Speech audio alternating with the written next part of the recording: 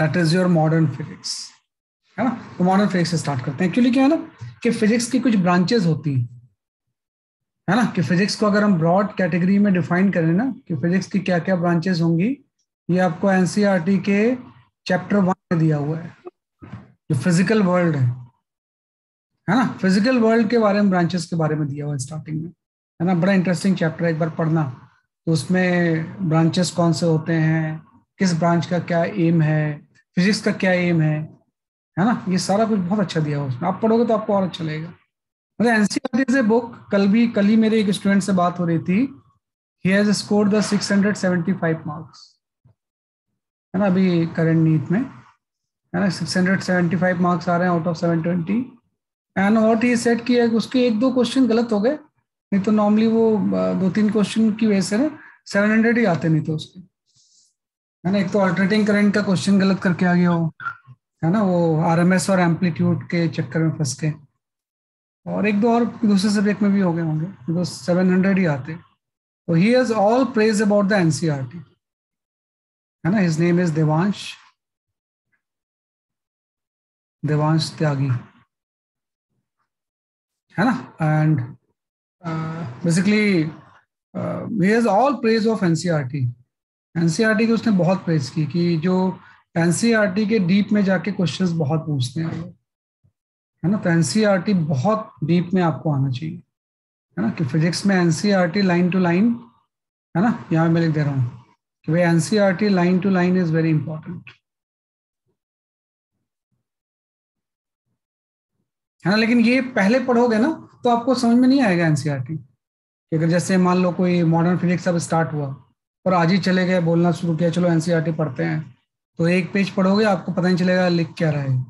NCERT हम तब पढ़ते हैं जब हमारी तरफ से चैप्टर खत्म हो जाए, then you start studying NCERT. जब पूरा आ जाए ना आपको, फिर पढ़ोगे तो आप you enjoy the things and you will explore many new things in it. सब कुछ दिया हुआ है एनसीईआरटी में, है ना। स्टार्टिंग में कभी एनसीईआरटी नहीं पढ़ना कि जैसे आज चलो स्टार्ट करते हैं भाई मॉडर्न फिजिक्स आज ही पढ़ लेते हैं, है ना, तो एक पेज के बाद आगे नहीं बढ़ पाओगे आप, है ना। कि भाई जो है 1 पेज के बाद में, हाँ सब कुछ लाइन टू लाइन एक्सरसाइज सारा, भाई जो भी हम क्वेश्चंस करवाते हैं इधर उधर के सब कुछ एनसीईआरटी में दिया हुआ है। Everything is given in NCERT. तो he is all about the praise for NCERT. इन्होंने इसको बहुत प्रेज किया कि भाई सर मेरे मार्क्स जो आ रहे हैं उसमें बहुत बड़ा कंट्रीब्यूशन जो है ना that is of NCERT physics का है ना। ये मैंने भी बोलता था कि किया करो, तो he has seriously done it, है ना। हाँ थ्योरी क्वेश्चंस इस साल थोड़े से कम आए हैं लेकिन आ जाते हैं, है ना, आ जाते हैं, है ना, आ जाते हैं कभी कभार, है ना। सेम क्वेश्चंस तो नहीं लेकिन कंसेप्ट तो आ ही जाता है। ये बेटा देवांश त्यागी नाम है इस बच्चे का, इसके 675 मार्क्स आ रहे हैं एंड 2-3 क्वेश्चंस इसने बड़ी माइनर मिस्टेक कर दी, नहीं तो 700 ही आते इसके। तो जो अभी ये सोच रहा है कि थोड़ा सा विद इन 500 रैंक आएगी, वी डोंट नो कि क्या रैंक आएगी, वो फिर विद इन 50 में आ जाता हो, है ना। 2-3 क्वेश्चन मिस्टेक हो गई थोड़ी सी इसकी, बच्चे की, है ना। हाँ अभी अभी जो रिसेंट हुआ है, मार्क्स तो बच्चों ने कैलकुलेट कर लिया है ना भाई, आंसर की आ गई है, मार्क्स तो सबने कैलकुलेट कर लिया, रिजल्ट इज नॉट डिक्लेयर्ड। तो रिजल्ट डिक्लेयर होगा तो रैंक भी आ जाएगी। तो he is expecting with in 500 rank. लेकिन अगर थोड़ा सा 2-3 क्वेश्चंस का हेर फेर हो गया, otherwise he would have scored the top 50 में आ जाता। अब नहीं पेस का हाईएस्ट है नहीं, I don't know still now, मेरे पास सारे रिजल्ट्स नहीं है, इससे मेरा इंटरेक्शन हुआ, that's why I don't know. मैं वो मतलब 3 साल से मेरे से ही पढ़ रहा था ये, 10th में भी he was my student, 11th 12th सब में था। तो yesterday I interacted with him, वो इसने ये सब चीज़ें बताई है। बाकी और भी बच्चे होंगे, आई डोंट नो, हो सकता है किसी के मार्क्स 700 आ रहे होंगे, 700, है ना, और भी मार्क्स वाले बच्चे होंगे। पूरे रिजल्ट तो मेरे को भी नॉलेज नहीं है अभी, है ना, वो तो जब, है ना। हाँ नहीं 10th से प्रिपरेशन ने स्टार्ट किया, इससे started from the 11th only. लेकिन नॉर्मली पेस के तो जूनियर विंग्स भी होते हैं ना, तो उसमें भी हमारे साथ पढ़ता था ये, है ना। उसमें भी he was enrolled in the class 10th, है ना, जूनियर में था। ये आपका आ गया। तो मैंने बताया कि भाई ही has all praise for NCERT. NCERT आप अच्छे से थोड़ा सा पढ़ा करो, है ना। ये हमेशा चैप्टर जब खत्म हो जाए, जैसे मैं बोलूँ कि मॉडर्न फिजिक्स हो गया भाई, आज वेव ऑप्टिक्स सब हो गया, तो अभी तो मेजर टेस्ट है, अभी मत उठाना। अब एक बार वेव ऑप्टिक्स जब हो गया तो फिर वेव ऑप्टिक्स सब पढ़ो, और हाइलाइटर यूज करके पढ़ो। मेक वन हाइलाइटर या पेंसिल ले लो, जो आपको लगता है इंपॉर्टेंट पॉइंट उसको हाईलाइट करो, है ना, और बाद में जाके एक्सरसाइज भी सॉल्व कर लो, है ना। अटेम्प्ट फॉर एक्सरसाइज, ये बहुत इंपॉर्टेंट एक्सरसाइज है ये, है ना। मैंने जस्ट ये बोला है बेटा कि NCERT study is very important according to the one of the 2021 topper, जिसके कि 675 आ रहे हैं। ये मैं नहीं बता रहा हूँ, हिज वर्जन, कि sir NCERT is a very deep book, है ना। इससे बहुत चीजें मुझे हेल्प मिली, है ना। जो एनसीईआरटी हर सब्जेक्ट में ऐसी है वैसे तो, लेकिन फिजिक्स के लिए उसने बताया था, जस्ट कम्युनिकेटेड, है ना। ये आपको आ जाएगा सर, है ना, ये आपको आ जाएगा सर। तो बाकी वही मैंने बोला है कि एनसीईआरटी पे फोकस करना, जैसे कोई चैप्टर खत्म हो जाता है तो गो फॉर एनसीईआरटी ऑल्सो, है ना। वेब का आप एनसीईआरटी कर लिया आपने, है ना, जो भी चीज है उसको करते चलो। फ्रेंडली अभी फोकस ऑन द 12th, क्योंकि 12th का एग्जाम भी होगा बाद में, फिर जब एक बार टर्म वन वगैरह हो जाए तो go for this things. All chapters not only modern physics, I am talking about the all chapter. Modern physics से तो इसका कोई रिलेशन नहीं है ना, कि मॉडर्न फिजिक्स तो एक मैंने लिखा हुआ है टॉपिक, सबका एनसीईआरटी पढ़ना चाहिए आपको, है ना। क्या करेगा इस तरह से, ठीक है। तो देखते हैं रिजल्ट क्या आता है, तो, है ना। चलो, तो अब हम स्टार्ट करते हैं मॉडर्न फिजिक्स। जैसे मैं बता रहा था कि chapter 1 of NCERT physical world में इसके बारे में लिखा हुआ है कि फिजिक्स की जो ब्रॉड कैटेगरी होती है, फिजिक्स की ब्रॉड कैटेगरी में first category is called as a classical physics. Classical physics, है ना। अब तक जो हम पढ़ रहे हैं ना 11th या 12th में, we are actually studying classical physics, है ना। क्लासिकल मीन्स ट्रेडिशनल, ट्रेडिशनल या क्लासिकल एक ही चीज होती है, क्लासिकल फिजिक्स। तो क्लासिकल फिजिक्स में what we study in the classical physics, we study the Newtonian mechanics, Newtonian mechanics,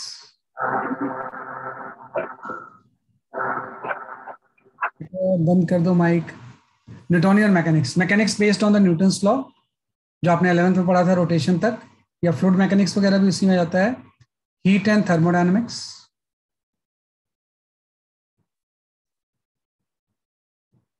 heat and thermodynamics,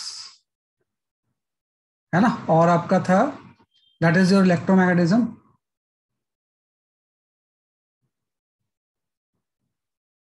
है ना, एंड ऑप्टिक्स। ये ट्रेडिशनल टॉपिक्स हैं, है ना। इसी को हम बोलते हैं classical physics. Newtonian mechanics, heat and thermodynamics, electromagnetism and optics. तो अब तक आपने क्लासिकल फिजिक्स पढ़ा है। अब आ जाता है मॉडर्न फिजिक्स,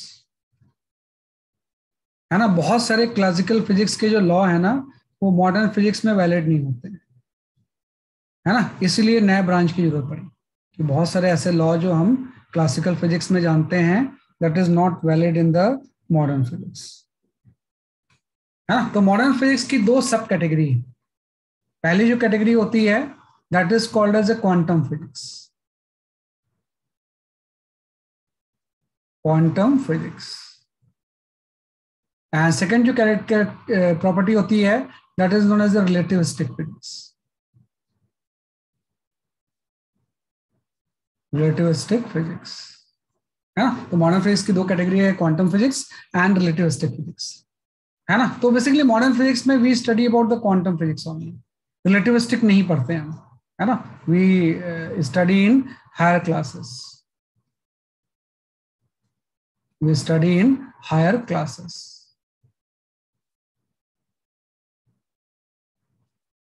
है ना। तो based on the Einstein theory of relativity, relativistic physics is the entirely different thing, space time curve etcetera etcetera. तो what we study in the modern physics, we study the quantum physics. तो आपके syllabus में 11th-12th में सिर्फ यही आपको पढ़ना होता है, ये हम नहीं पढ़ते हैं। और स्टूडेंट को एडवाइजेबल होता है कि ना पढ़े इसे। कई स्टूडेंट आउट ऑफ इंटरेस्ट वो रिलेटिविटी पढ़ने लगते हैं, तो ये एडवाइजेबल होता है कि 11th-12th में अगर you are aspiring for IIT, JEE और NEET, then don't study the Einstein relativity theory, क्योंकि बहुत सारे कॉन्ट्रडिक्शंस आने लगते हैं, और कॉन्ट्रडिक्शन के साथ या कंफ्यूज माइंड के साथ कभी भी किसी एग्जामिनेशन हॉल में जाओगे तो आप परफॉर्म नहीं कर पाओगे। तो इसको एडवाइस करते हैं कि भाई नहीं पढ़ो। आप कोई बच्चा अगर इंटरेस्ट शो भी करता है तो हम बोलते हैं भाई 2 साल मत पढ़ो, उसके बाद पढ़ते रहना। हाँ, वही टाइम ट्रेवल, ये सब चीजें थोड़ी फैसिनेटिंग सी रहती है ना, तो बच्चों को इंटरेस्ट आने लगता है, बोले चलो पढ़ते हैं। तो हम बोलते हैं भाई 2 साल मत पढ़ो, उसके बाद जो मर्जी आए पढ़ते रहो। एक बार आपका नीट में स्कोर आ जाए, आप कॉलेज चले जाओ, तो पढ़ो रिलेटिविटी जाके वहां पे, है ना। वी डोंट माइंड एनीथिंग, लेकिन अभी पढ़ने से लॉस हो जाता है ना, कई कंफ्यूजन क्रिएट हो जाती है, तो वो अन्य से माइंड डाइवर्ट हो जाता है। अभी तो ये है कि अपने आपके जहाँ पे स्टडी टेबल है उसके सामने नीट का सिलेबस होना चाहिए, है ना, और सिलेबस में आप देखते रहो क्या क्या चीजें हैं, उसी को पढ़ो सिर्फ आप। Be stick to the syllabus of NEET, है ना। तो ये आपकी पार्ट है। तो आज जो आपको पढ़ना है, we start with the modern physics, है ना, कि मॉडर्न फिजिक्स में namely we study the quantum physics, है ना, कि यहाँ पे जो चीज हम पढ़ेंगे, वी स्टडी क्वांटम फिजिक्स, है ना। तो देखो क्या है कि अब तक जो हमने पढ़ा ना, वेव ऑप्टिक्स में बहुत सारे आपने एक्सपेरिमेंट परफॉर्म किए, डिफ्रैक्शन, इंटरफेरेंस, पोलराइजेशन, सारे सजेस्ट कर रहे थे वेव नेचर ऑफ लाइट, है ना, कि सारे सजेस्ट कर रहे थे वेव नेचर ऑफ लाइट। लेकिन मैक्स प्लैंक ने ना एक एक्सपेरिमेंट किया, और उस एक्सपेरिमेंट को हम बोलते हैं फोटो इलेक्ट्रिक एक्सपेरिमेंट। तो सारी चीजें, सारे फिनोमेना हमने वेव नेचर ऑफ लाइट से किए थे, लेकिन wave nature of light could not explain the photo electric effect, है ना। तो हम बोलते हैं भाई अब ये लॉ इसमें वैलिड नहीं है, तो एक नई फिजिक्स का ओरिजिन हो गया वहीं से, उसी को हम बोलते हैं quantum physics after photo electric effect. Photo electric effect भी है, एंड नॉर्मली रेडिएशन, जो रेडिएशन का स्पेक्ट्रम होता है उससे भी रिलेटेड है ये, कि जब भी किसी हॉट बॉडी से थर्मल रेडिएशंस निकलते हैं तो उसका इंटेंसिटी वेवलेंथ का ग्राफ होता है, वो भी क्लासिकल फिजिक्स से एक्सप्लेन नहीं हो पाता है, उसके लिए भी आपको क्वांटम थ्योरी चाहिए होती है ना, कि वो भी जो होता है, हाँ, एटॉमिक स्ट्रक्चर में यूज होगा। इसमें एटॉमिक स्ट्रक्चर भी पढ़ते हैं हम इसमें, क्वांटम फिजिक्स में एटॉमिक स्ट्रक्चर भी आता है ना। तो बहुत सारे लॉ जो होते हैं ना एटॉमिक लेवल पे उतने एक्सप्लेन नहीं कर पाते हैं, तो उसके लिए नई फिजिक्स आती है, उसको हम क्वांटम फिजिक्स बोलते हैं। तो आज का टॉपिक बेसिकली जो ये है कि we study the dual nature of light.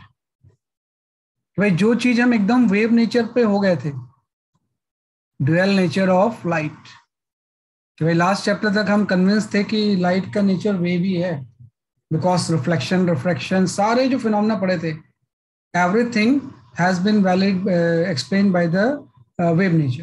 लेकिन वही फोटो इलेक्ट्रिक इफेक्ट आ गया, कि photo electric effect wave nature से एक्सप्लेन नहीं हुआ, तो फिर से हम पार्टिकल नेचर पे आ गए, और फिर हम बोलेंगे नहीं भाई कि लाइट का नेचर ड्यूअल है, sometimes it behave as a wave and sometimes it behave as a particle for explaining few phenomena.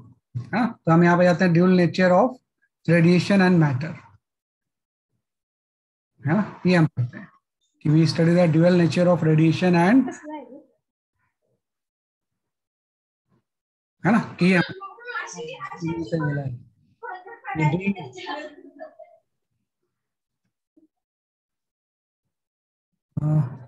ये आपका गैस है ना, कि भाई dual nature of radiation and matter.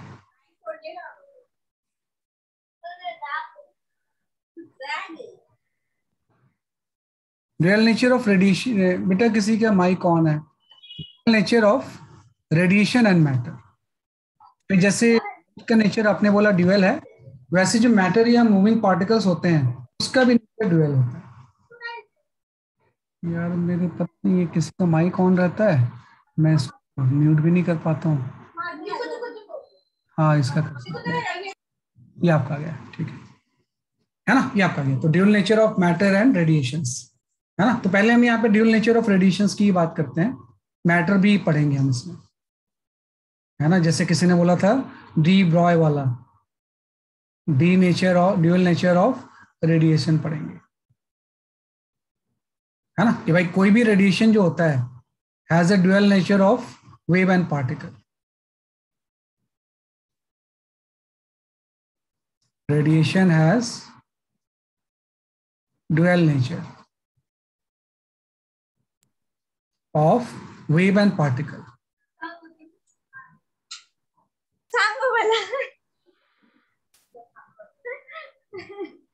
बेटा श्वेता तो मैं बाहर कर दूंगा आपको मीटिंग से, है ना, कि dual nature of radiation has a dual nature of wave and particle.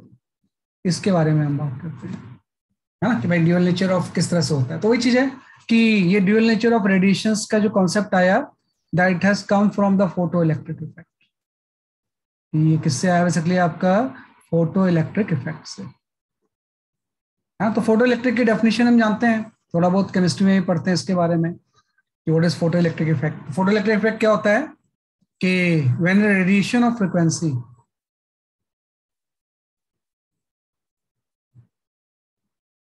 radiation of frequency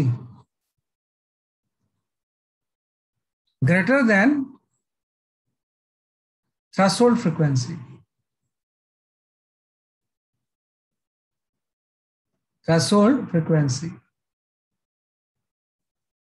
है ना, incident on metal, then electrons eject,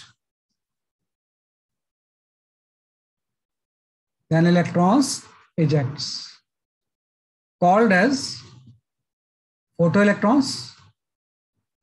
इस इलेक्ट्रॉन को हम क्या बोलते हैं एक्चुअली? आपकी photo electrons. And phenomena is photo electric effect,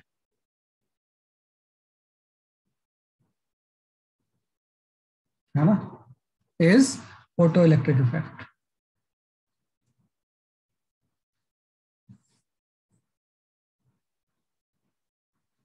ये आपका होता है ना, कि when radiation of frequency greater than threshold frequency incident metal, then electrons ejects called as a photo electrons. And इसी फिनोमेना को हम क्या बोलते हैं सकते हैं? आपका फोटो इलेक्ट्रिक इफेक्ट, है ना. तो इसमें कोई नई चीज नहीं थी, ये ऑब्जर्व हो गया कि भाई हर्ट्स ने, मैक्स प्लैंक एंड हर्ट्स ने एक एक्सपेरिमेंट किया और उससे आगे कि भाई कोई एक सर्टेन फ्रीक्वेंसी से ज्यादा फ्रीक्वेंसी का अगर रेडिएशन किसी मेटल पे इजेक्ट इंसिडेंट हो तो इलेक्ट्रॉन इजेक्ट होते हैं, है ना. लेकिन प्रॉब्लम यहीं पे आ गई, है ना, कि हाँ ऑलमोस्ट सेम ही है बेटा, अलग थोड़ी होता है, लेकिन थोड़ा सा क्वेश्चन का नेचर अलग होता है. तो ग्रेटर देन थ्रेशोल्ड फ्रीक्वेंसी, अब प्रॉब्लम ये आ गया, ये जो लाइन आ गई of frequency greater than threshold frequency, यहीं पे सारा मामला फंस गया. अगर ये नहीं होता फिर ऑफ लाइट से ये भी एड्रेस हो जाता. लेकिन हम देखते हैं कि ना भाई,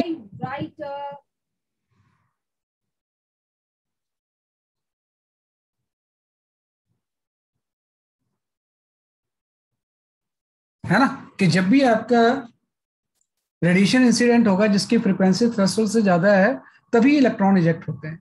अगर थ्रेशोल्ड फ्रीक्वेंसी से कम फ्रीक्वेंसी है तो इलेक्ट्रॉन डू नॉट इजेक्ट. तो इसी को जो है ना वेव नेचर एड्रेस नहीं कर पाता है ना. यहाँ पे कंसेप्ट सिंपल सा है, पहले आप इसको लिख लो, देन आई एक्सप्लेन.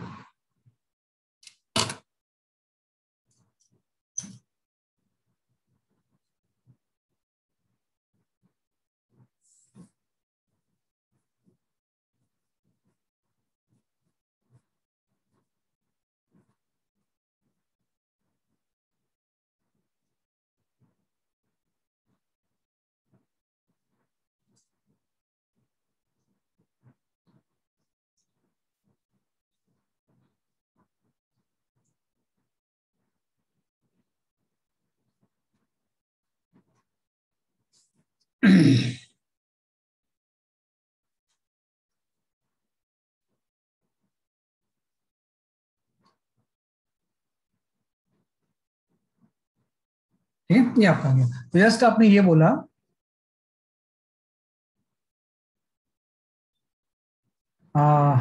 यहाँ पे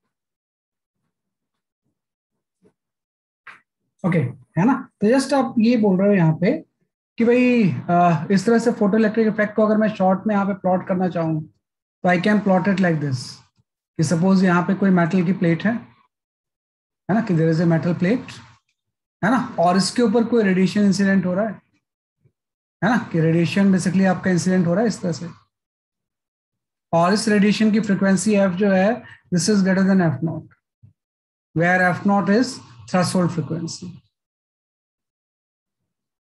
थ्रेशोल्ड फ्रीक्वेंसी,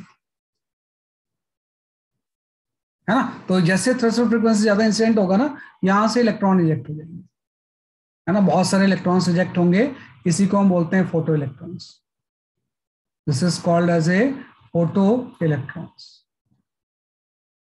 ये फोटो इलेक्ट्रिक इफेक्ट होता है ना। तो प्रॉब्लम ये है कि ये कितनी भी कम इंटेंसिटी की लाइट क्यों ना हो, अगर फ्रीक्वेंसी की वैल्यू एफ नॉट से ज्यादा होगी तो पक्का इलेक्ट्रॉन इजेक्ट होंगे। तो इसी के अपोजिट अगर मैं एक दूसरी मेटल प्लेट ले लूं, if I have taken the another metal plate, और इस मेटल प्लेट पे जो रेडिएशन इंसिडेंट हो रहा है ना, कि इस मेटल प्लेट पे जो रेडिएशन इंसिडेंट हो रहा है इसकी फ्रीक्वेंसी अगर if it is less than F not तो नो इलेक्ट्रॉन इजेक्ट,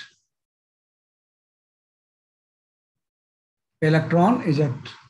ये बड़ा प्रॉब्लम हो गया है ना, कि भाई इसको वेव नेचर से हम नहीं कर सकते, क्योंकि वेव ये बोलता है ना कि कंटिन्यूअस एनर्जी जाती जाएगी, है ना। तो आपने बोला चलो फ्रीक्वेंसी ज्यादा है तब तो सही है, एनर्जी ज्यादा है इसकी, तो यहां से इजेक्ट हो गया। फ्रीक्वेंसी कम है तो अभी एनर्जी कम है, इलेक्ट्रॉन इजेक्ट नहीं हो पा रहा, कुछ देर बाद हो जाएगा,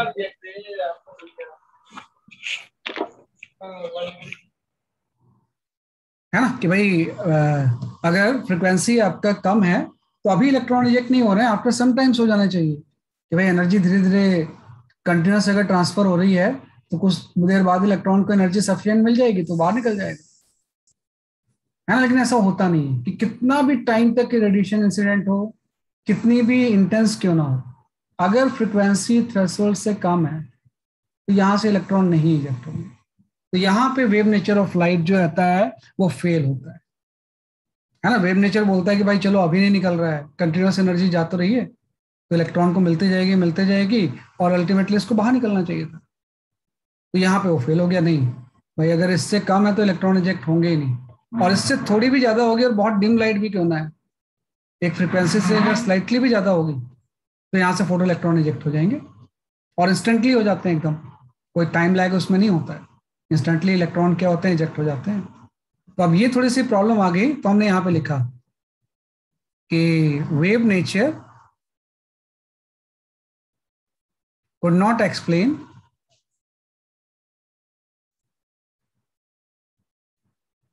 photoelectric effect, photoelectric effect, because it suggests, है ना, continuous transfer of एनर्जी, है ना, कि वेव नेचर इसको इसलिए एक्सप्लेन नहीं हो पाया क्योंकि वेव नेचर ही बोलता है कि जब भी ये रेडिएशन से इंटरेक्ट होगा तो कंटिन्यूसली एनर्जी इलेक्ट्रॉन को मिलती रहेगी, तो कंटिन्यूसली मिल रही है तो क्या फर्क पड़ता है, कम एनर्जी है थोड़ी देर बाद ज्यादा हो जाएगी तो निकल जाना चाहिए था इंस्टेंटली, अगर नहीं भी हो रहा है तो नहीं इजेक्ट होता है। तो वेव क्यों नहीं एक्सप्लेन हो पाया, क्योंकि वेव नेचर सजेस्ट करता है कंटिन्यूस ट्रांसफर ऑफ एनर्जी।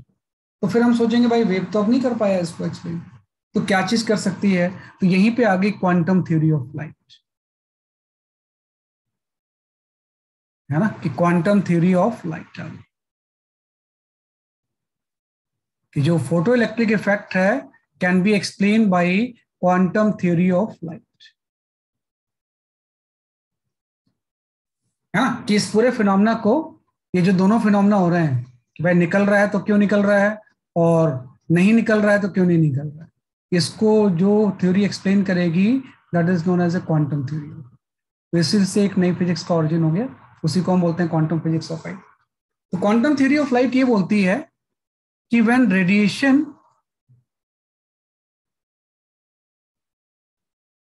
है ना, interact with matter, interact with matter, जब तक वो एयर में ट्रेवल कर रहा है है ना।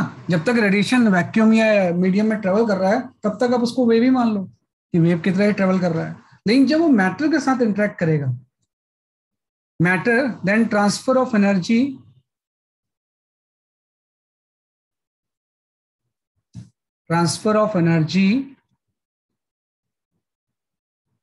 is not continuous, is not continuous, but in quantized manner,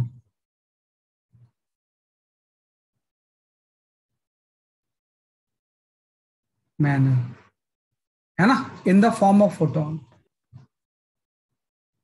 in the form of photon.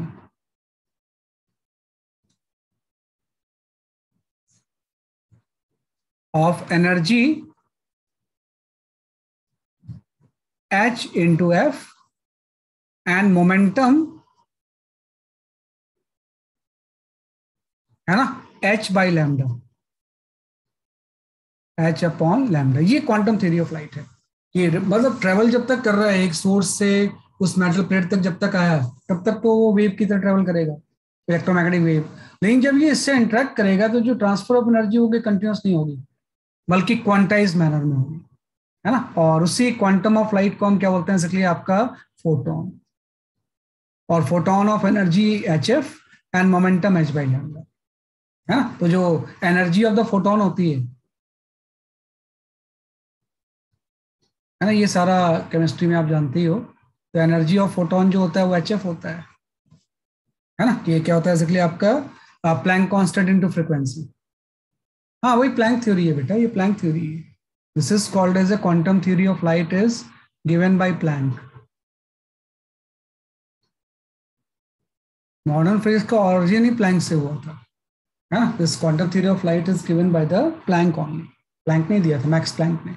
तो energy of photon H F होता है, और इसका जो मोमेंटम होता है फोटोन का, है ना, वो आपका होता है एक्चुअली क्या होता है एनर्जी ऑफ द फोटोन। जैसे अगर आप ई लिख रहे हो, है ना, कि अगर यहाँ पे आप एनर्जी ऑफ फोटोन क्या लिख रहे हो बेसिकली आपका E, E equal to H F है। तो मोमेंटम की जो वैल्यू होती है वो ई बाई सी होती है, energy by speed of light. Obvious बात है कि इसी में एनर्जी की वैल्यू अगर एच एफ पुट कर दें तो एच एफ बाई सी ही क्या हो जाएगा, प्लैंक कांस्टेंट बाई लैम्डा, है ना। तो ये चीज आ गई आपकी कि जब भी वो इंटरेक्ट करेगा ना तो एनर्जी पैकेट्स के फॉर्म में एनर्जी ट्रांसफर होगी, ये कंटिन्यूस नहीं होगी। एक एनर्जी पैकेट्स जो होंगे उसी को हम क्या बोलते हैं एक्चुअली आपका फोटोन बोलते हैं, है ना। तो ये आपका आ जाएगा इस तरह से। तो इसी को हम बोलते हैं क्वांटम थ्योरी ऑफ लाइट, या इसी को आप प्लैंक थ्योरी बोल रहे हो, है ना। तो सारी चीजें क्या है एक्चुअली आपकी सेम, है ना। तो ये आप लिख, क्योंकि नई जो अब चीज है वो इससे से एक्सप्लेन होगी, वेव नेचर यहाँ पे फेल होगा। तो अब हम बी ऑन सेफर साइड ये बोलते हैं कि जब वो आ, कोई भी लाइट जब मीडियम में ट्रेवल करता है रेडिएशन तो एज ए वेव करता है, और जब मैटर के साथ इंटरेक्ट करता है तो एज ए पार्टिकल करता है, या as a the form of क्या करता है बेसिकली आपका फोटोन करता है। हाँ मैं यहाँ पे लिख ले रहा हूँ, मैं इसको फिर से रिपीट कर रहा हूँ कि when radiation interact with matter then transfer of energy is not continuous but in quantized manner in the form of photon of energy hf and momentum h by lambda। Energy of the photon E equal to H F है and momentum E by C होता है। अगर मैं ई की value H F put कर दूं lambda हो जाएगा, किसी को हम एच बाई लैम्डा बोल देते हैं, तो हम कर सकते हैं। तो this is the page number 2 of lecture.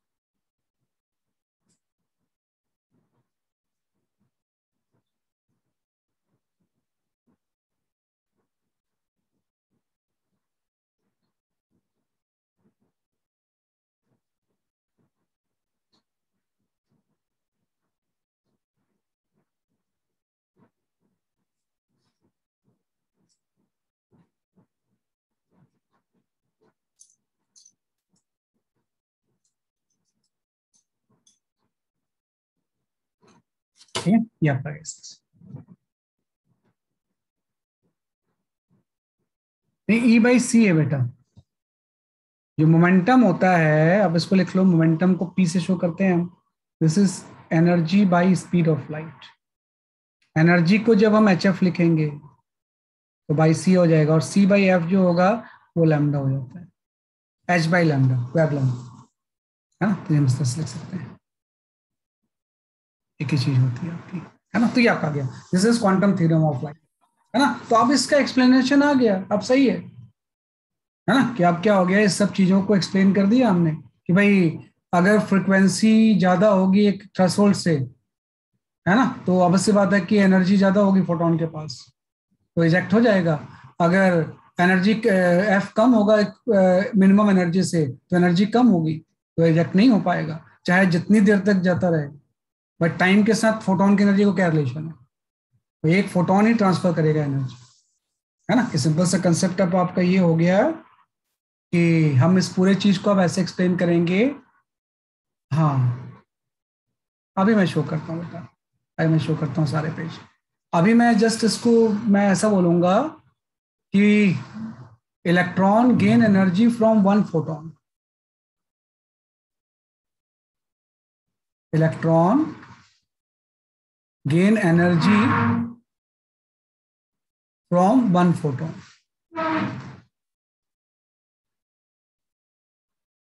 या फोटोन लिख लो, energy from a photon and eject,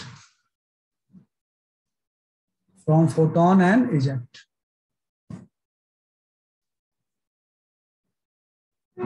ये आपका पूरा कंसेप्ट हो गया कि आप कोई कंटिन्यूस उसको एनर्जी नहीं मिलती जाएगी कि अभी 1 जूल मिल रही है तो 2 सेकंड में 2 जूल मिल गई, 3 सेकंड में 3 जूल मिल गया, ऐसा नहीं है।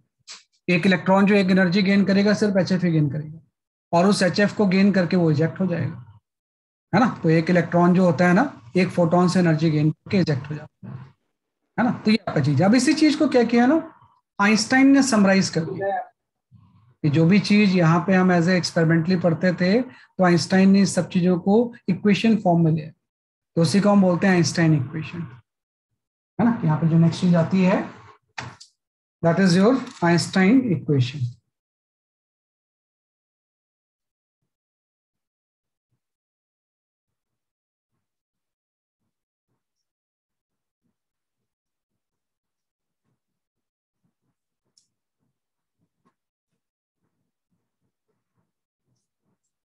है ना, कि आपका आइंस्टाइन इक्वेशन होता है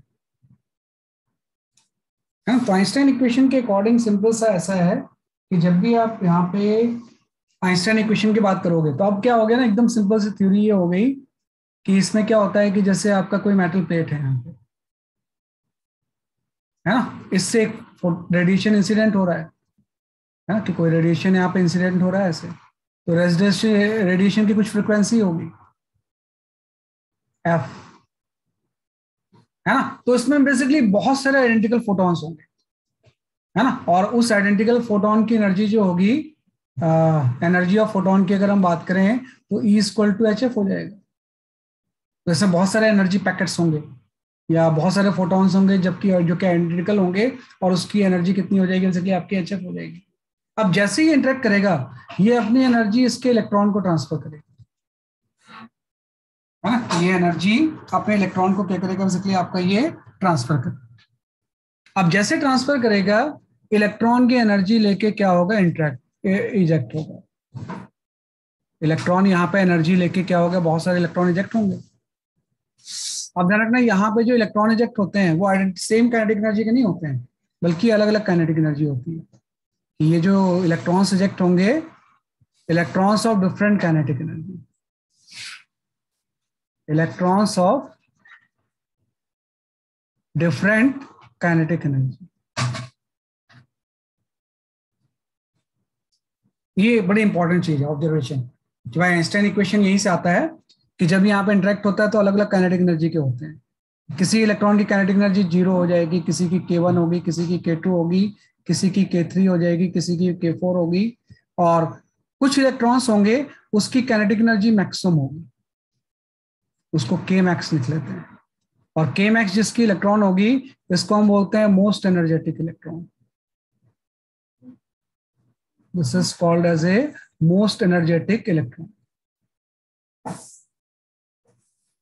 है ना। तो भाई यहाँ पे वेरिएबल काइनेटिक एनर्जी के निकलेंगे और जो मैक्सिमम काइनेटिक एनर्जी वाले इलेक्ट्रॉन्स होंगे उसको हम बोलेंगे मोस्ट एनर्जेटिक इलेक्ट्रॉन, है ना। तो यहाँ पे जस्ट ये आ गया कि एक्चुअली में काइनेटिक एनर्जी इसलिए आ रही है अलग अलग, क्योंकि हर इलेक्ट्रॉन जो है उसको यहाँ से इजेक्ट होने में कुछ एनर्जी रिक्वायर्ड होगी और वो डिफरेंट होती है। कि भाई इंसिडेंट फोटोन की सेम है, इलेक्ट्रॉन को भी सेम एनर्जी मिली, लेकिन इलेक्ट्रॉन की क्या पोजीशन उसमें है मेटल के अंदर वो पता नहीं है ना आपको। तो few electrons required more energy to eject, few energy required the less energy to eject. वो अपनी पोजीशन के अकॉर्डिंग इलेक्ट्रॉन की अलग अलग एनर्जी रिक्वायर्ड होती है। तो अगर किसी को कम एनर्जी लग रही है इजेक्ट होने में तो उसकी काइनेटिक एनर्जी ज्यादा होगी, और किसी को अगर ज्यादा एनर्जी लग रही है इजेक्ट होने के लिए तो उसकी काइनेटिक एनर्जी कम होगी, है ना। तो उसकी काइनेटिक एनर्जी क्या होगी बेसिकली आपकी कम होगी। तो वेरिएबल काइनेटिक एनर्जी के इलेक्ट्रॉन इजेक्ट होते हैं। यहीं से हम एक टर्म डिफाइन करते हैं, उसको हम बोलते हैं वर्क फंक्शन, है ना। कि work function of metal plate, या मेटल लिख दो सिंपल सा। जो भी हम वर्क फंक्शन की बात कर रहे हैं एक वर्क फंक्शन टर्म आ गया। वर्क फंक्शन की डेफिनेशन ये होती है minimum energy required to eject an electron. This is called as a minimum energy required to eject an electron.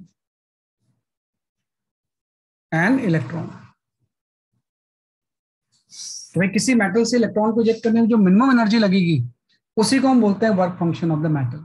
Obviously बात है मेटल है मतलब ये मेटल की प्रॉपर्टी है कि जैसे अगर कॉपर होगा तो उसका वर्क फंक्शन अलग होगा, स्टील होगा तो अलग होगा, तो अलग अलग मेटल का क्या होता है डिफरेंट होता है, और ये मिनिमम एनर्जी है। इसका मतलब ये नहीं है कि इतनी एनर्जी मिलेगी तो सारे इलेक्ट्रॉन इजेक्ट हो जाएंगे। जो मोस्ट एनर्जेटिक इलेक्ट्रॉन इजेक्ट हो रहे हैं वो वर्क फंक्शन के बराबर एनर्जी लेके इजेक्ट हो जाते हैं। बाकी को वर्क फंक्शन से ज्यादा एनर्जी लगती है तो उसकी काइनेटिक एनर्जी भी अलग होती है ना। कि उसकी काइनेटिक एनर्जी भी क्या होती है इसलिए आपकी अलग होती है ना। तो यही चीज को आइंस्टाइन ने थोड़ा सा समराइज कर दिया कि हुआ क्या एक्चुअली, फोटोन की एनर्जी तो एचएफ थी, अब ये दो जगह पे यूज हो गई ना।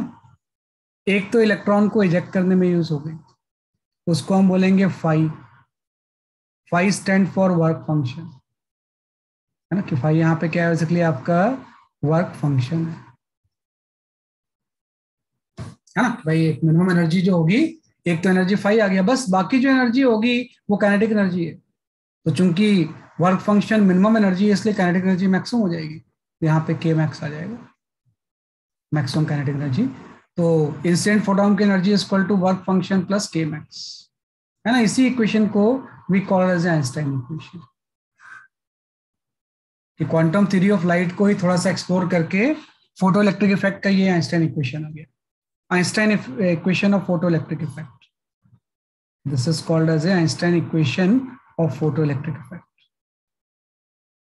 है ना। This is called as a photoelectric effect. ये आपका रहेगा।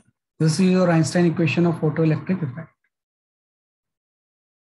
है ना। तो ये आपका Einstein equation आ गया। तो मोस्टली जो न्यूमेरिकल्स होंगे इसी Einstein equation से ही अटेंड करोगे कि H F equal to 5 plus K max, है ना। और 5 को वर्क फंक्शन जो है इसको मैं लिख सकता हूँ H into F naught, where F naught is threshold frequency,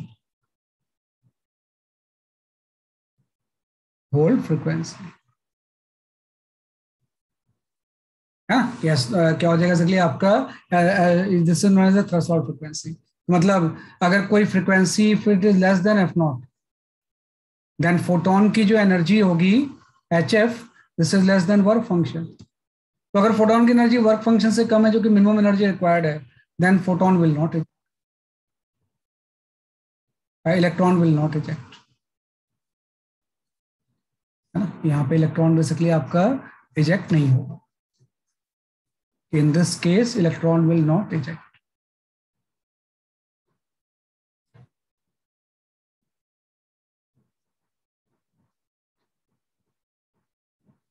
है ना, विल नॉट इजेक्ट। इसलिए होता है थ्रेशोल्ड फ्रीक्वेंसी का कंसेप्ट इसलिए आ गया कि भाई फाई चाहिए ना मिनिमम एनर्जी।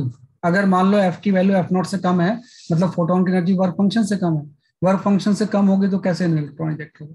हाँ, ज्यादा होगी तो बची एनर्जी काइनेटिक एनर्जी में चली जाएगी, है ना, कि बची एनर्जी किस में चली जाएगी, बेसिकली आपकी काइनेटिक एनर्जी में। तो इसी को हम आइंस्टाइन इक्वेशन बोलते हैं, ये आपका लाइसेंस। नहीं नहीं, फाई और के मैक्स की वैल्यू सेम नहीं होती, है ना।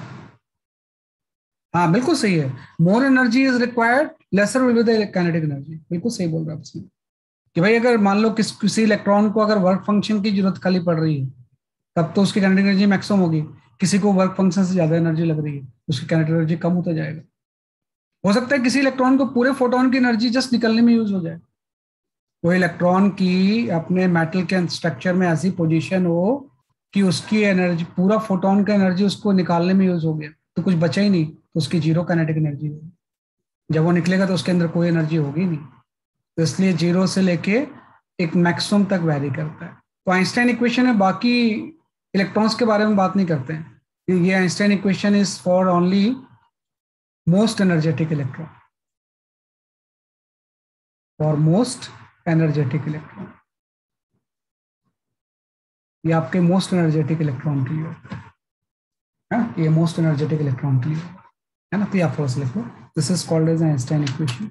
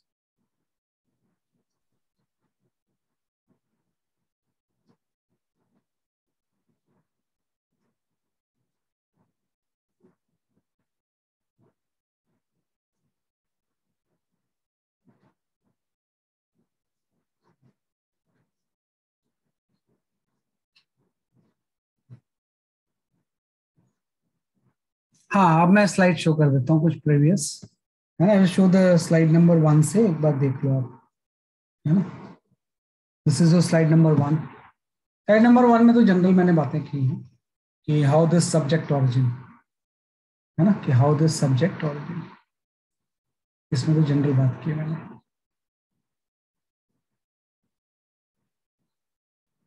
Then it comes to the slide number 2, जिसमें क्वांटम थ्योरी ऑफ लाइट आ गया,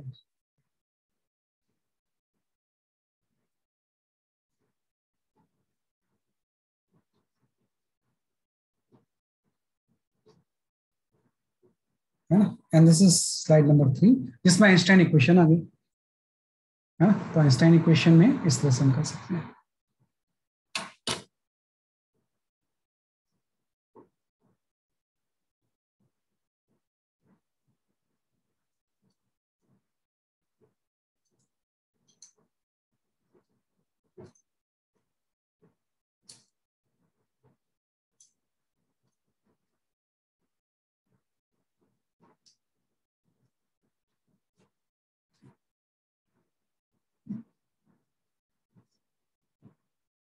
ठीक है, ये आपका है ना। अब हम आ जाते हैं, देखो मैंने इसको ना थोड़ा सा आपको रिवर्स पढ़ाया है।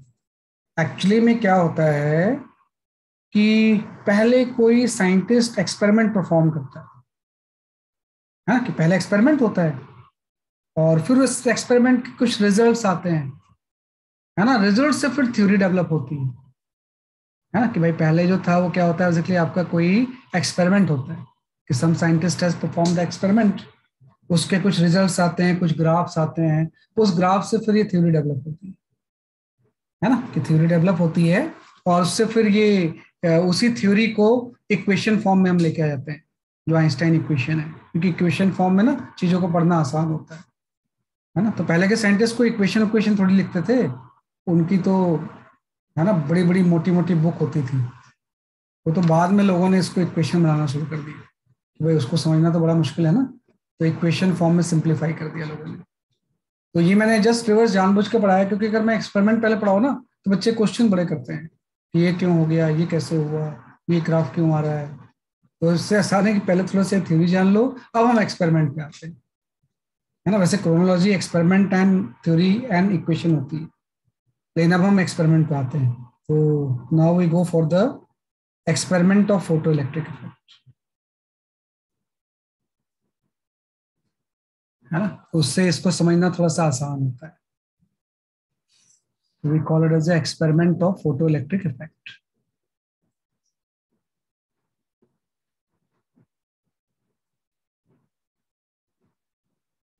Photo electric effect experiment. भाई ये एक्सपेरिमेंटल सेटअप कैसा था ये? तो एक्सपेरिमेंटल सेटअप में कुछ नहीं, मॉडर्न फिजिक्स में जितने भी एक्सपेरिमेंटल सेटअप्स होते हैं ना, उसमें एक वैक्यूम या इवैक्यूएटेड ट्यूब होती है ना। किस तरह से आपकी एक इवैक्यूएटेड ट्यूब होती है, सारे चाहे एक्सरेज का हो चाहे कहीं भी है, एक इवैक्यूएटेड ट्यूब हो जाएगी।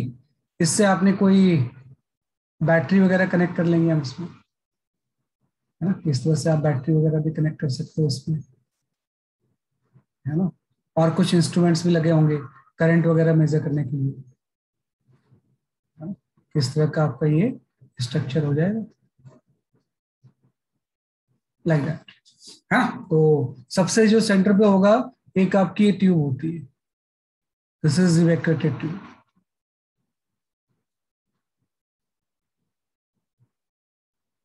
इवैक्यूएटेड ट्यूब, है ना, क्योंकि हम नहीं चाहते कि बाकी एयर के जो चार्ज पार्टिकल हैं उससे इसमें इंट्रैक्शन हो, तो इसलिए वैक्यूम ले लेते हैं इसके अंदर। और ऑब्वियसली बात है एक विंडो होगी जिससे रेडिएशन इंसिडेंट होगा, क्योंकि यहाँ पे ओपन स्पेस है जिससे कि रेडिएशन क्या होता है, इंसिडेंट होता है। यहाँ पे आपकी मेटल प्लेट आ गई जिससे आपको इलेक्ट्रॉन इजेक्ट करवाना है, तो this is your metal plate, है ना। और यहाँ पे जो इलेक्ट्रॉन इजेक्ट होंगे उसको ये चीज कलेक्ट करेगा, इसको कई बार हम नाम देते हैं कलेक्टर। कि जो भी इलेक्ट्रॉन मेटल प्लेट से इजेक्ट होगी इसको ये कलेक्टर कलेक्ट करेगा, है ना। और अब ऐसी बात है कि यहाँ पे कुछ बैटरी लगा दोगे आप, फोटो इलेक्ट्रिक इफेक्ट का वैसे बैटरी से कोई रिलेशन नहीं है, अगर बैटरी ना भी हो फोटो इलेक्ट्रिक इफेक्ट तो होता है। लेकिन वो एक्सपेरिमेंट है ना, तो कुछ चीजें चेंज करने के लिए हम बैटरी लगाते हैं, और ध्यान रखना बैटरी अपोजिट पोलैरिटी में लगा रहे हैं इसे, है ना। ये ऐसा है ना, मतलब ये नेगेटिव टर्मिनल है, ये पॉजिटिव है, मतलब इस प्लेट का पोटेंशियल नेगेटिव हो जाएगा, इस प्लेट का पोटेंशियल पॉजिटिव होगा, मतलब इलेक्ट्रिक फील्ड की डायरेक्शन लेफ्टवर्ड होगी, ऐसा, है ना। ये सेटअप था। और यहाँ पे एक एमीटर लगा दोगे, है ना। तो क्या एमीटर को कुछ रीड करेगा अभी, क्या आप सोचते हो, वेदर एमीटर रीड एनीथिंग, कोई रीडिंग होगी क्या अभी, व्हाट डू यू थिंक? नहीं होगी, नहीं होगी। रीडिंग इसलिए नहीं होगी क्योंकि सर्किट ओपन है, ओपन सर्किट में थोड़ी मीटर रीड करेगा यार। ऐसे सर्किट अगर बीच में गैप हो तो करंट थोड़ी फ्लो होती है, तो कोई मीटर रीड नहीं करेगा। लेकिन हम ये देखते हैं कि जैसे यहाँ पे रेडिएशन इंसिडेंट होता है, इसके ऊपर ऐसा रेडिएशन इंसिडेंट होता है जिसकी की फ्रीक्वेंसी थ्रेशोल्ड से ज्यादा है ना। If radiation of frequency f and intensity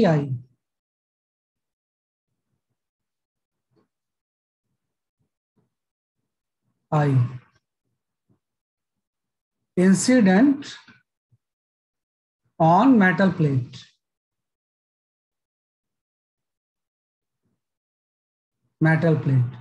then emitter show reading,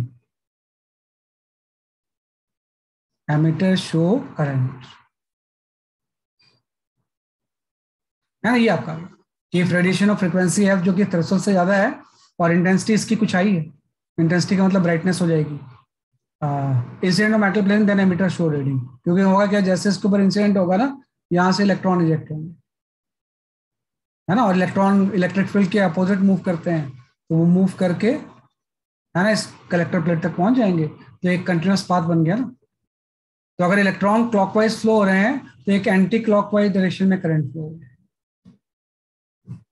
है ना, क्योंकि जैसे ही इलेक्ट्रॉन यहाँ से यहाँ पे पहुंचेंगे, यहाँ पे एक कंटिन्यूस पाथ आ गया तो इसमें करंट फ्लो होगी। अगर ये क्लॉकवाइज मूव कर रहे हैं तो एंटी क्लॉकवाइज डायरेक्शन में करंट सेटअप हो जाएगी। इसी करंट को हम बोलते हैं photo current. We call it as a photo current, है ना, this is known as a photo current, कि इलेक्ट्रॉन के फ्लो होने की वजह से इसकी कुछ रीडिंग आ गई। We call it as a photo current, है ना। तो यही एक्सपेरिमेंटल सेटअप होता है, और इसका जो रिजल्ट होता है इसी के हम ग्राफ प्लॉट करते हैं। हाँ, कि भाई दिस फोटो करंट में वेरिएबल क्या क्या हो सकते हैं, आप देखो कि फोटो करंट डिपेंड्स ऑन, ये जो फोटो करंट है ना, डिपेंड्स ऑन, जो फोटो करंट है किसके ऊपर डिपेंड करती है ना, depends on intensity of light, कि पहला फैक्टर हो जाएगा intensity of light, intensity of light. दूसरा फैक्टर हो जाएगा फ्रीक्वेंसी ऑफ लाइट,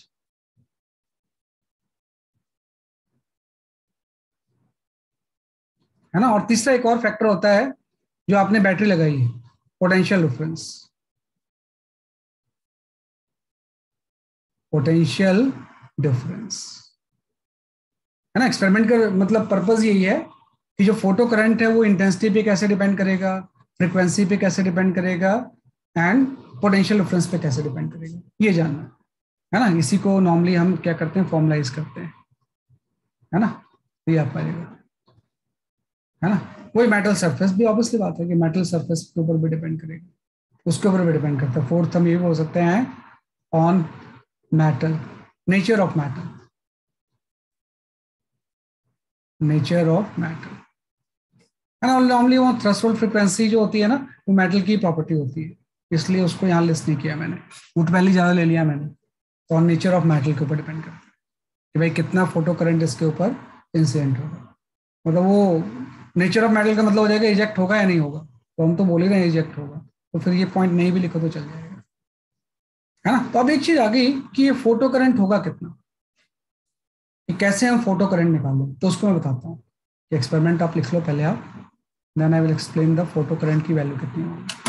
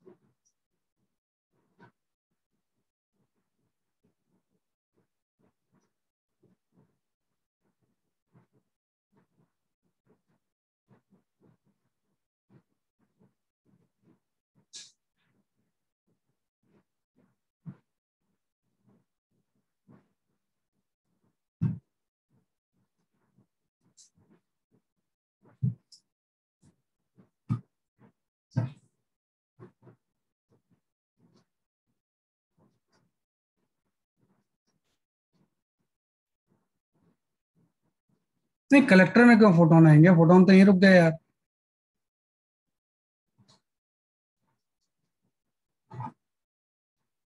हाँ, flow of electron photo current की वजह से, मतलब इसका उल्टा बोलो, photo current is due to flow of electron, है ना। फोटॉन्स तो यहीं पे रुक गए, फोटॉन्स का काम तो यहाँ पे खत्म हो गया ना, कि भाई जो है रेडिएशन इंसिडेंट होगा, इसमें बहुत सारे फोटॉन्स होंगे, उसने इलेक्ट्रॉन को एनर्जी दे दी, इलेक्ट्रॉन इजेक्ट हो गए, ये आपके इजेक्टेड इलेक्ट्रॉन्स हैं, दिस इज इजेक्टेड इलेक्ट्रॉन्स, है ना। फोटोन का फॉर्म तो रेडिएशन में ही खत्म हो गया, तो अपने एनर्जी इलेक्ट्रॉन को दे दी, और इजेक्टेड इलेक्ट्रॉन राइटवर्ड मूव करेंगे, और कलेक्टर पे जाके कलेक्ट होंगे, तो उसकी वजह से करंट फ्लो होगी। हाँ बिल्कुल बिल्कुल, कलेक्टर में फोटो इलेक्ट्रॉन्स ही होंगे। कलेक्टर में जो होंगे ना फोटो इलेक्ट्रॉन्स होंगे। तो ये फोटोन तो इस रेडिएशंस में होते हैं, जो यहाँ से लाइट आ रही है ना, इसमें फोटॉन्स होंगे। ये फोटोन अपनी एनर्जी इलेक्ट्रॉन को ट्रांसफर कर दिया, इलेक्ट्रॉन इस इलेक्ट्रॉन को इलेक्ट्रिक फील्ड ने सपोर्ट किया और उसको कलेक्टर तक पहुंचा दिया। नहीं भी करता तो पहुंच जाते, लेकिन सपोर्ट करेगा तो ज्यादा पहुंचेंगे, क्योंकि इलेक्ट्रिक फील्ड अगर लेफ्टवर्ड है ना, तो इलेक्ट्रॉन के ऊपर फोर्स राइटवर्ड लगता है, तो सपोर्ट करके उसने इसको यहाँ पे पहुंचा दिया। और फिर एक कंटिन्यूएशन आ गया, है ना, कि इलेक्ट्रॉन रिजेक्ट होते जाएंगे तो बैटरी से इलेक्ट्रॉन यहाँ पे फ्लो भी होते जाएंगे। जैसे यहाँ पे डेफिशिएंसी होगी तो यहाँ से इलेक्ट्रॉन फ्लो हो जाएंगे, तो एक कंटिन्यूस करंट ही रजिस्टर करेगा, है ना। तो ये फिनोमेना पूरा होता है ना। अब आ जाते हैं कि ये फोटो करंट होगा कितना। तो फोटो करंट कैलकुलेशन के लिए ना आप थोड़े से कुछ चीजें यूज करोगे, है ना। जैसे इंटेंसिटी ऑफ लाइट, जब भी हम बोलते हैं कि इंटेंसिटी ऑफ लाइट क्या होगी, if I talk about the what is intensity of light, तो इंटेंसिटी होता है एनर्जी पर यूनिट एरिया पर सेकंड, है ना। कि जब हम लिखते हैं इंटेंसिटी ऑफ लाइट, तो इंटेंसिटी ऑफ लाइट का मतलब हो जाएगा एनर्जी पर यूनिट एरिया पर सेकंड। एरिया पर सेकंड, ये इंटेंसिटी होती है ना। तो अगर मैं यहां से पूछूं कि व्हाट इज द, पहला स्टेप हो जाएगा कि energy incident on metal plate,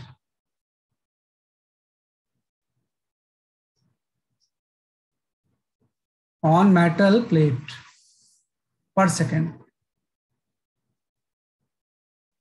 कि भाई मेटल प्लेट पे कितनी एनर्जी पर सेकंड इंसिडेंट होगी। ये अगर हम लिखना चाहें कि energy incident on metal plate पर सेकंड कितना होगा, तो वो हो जाएगा इंटेंसिटी इंटू एरिया, है ना। Where A is the area of the plate, A is the plate area, है ना, क्योंकि ये होता है एनर्जी पर यूनिट एरिया पर सेकंड होता है। तो अगर मुझे एनर्जी पर सेकंड निकालना है तो एरिया से मल्टीप्लाई कर देंगे, तो आपने प्लेट का एरिया आपको पता ही होगा कि भाई जो भी प्लेट आप ले रहे हो उसका एरिया कितना है। तो रेडिएशन जब इसके इंसिडेंट होंगे तो कितना इसने इंटरसेप्ट किया, कितने एरिया ने, तो उससे एनर्जी इंसिडेंट पर सेकंड आ जाएगी। पहला चीज ये आ गया, फर्स्ट स्टेप आ गया energy incident on metal plate पर सेकंड। अब हम यहाँ पे बात करेंगे कि numbers of photon incident on metal plate, है ना, पर सेकंड,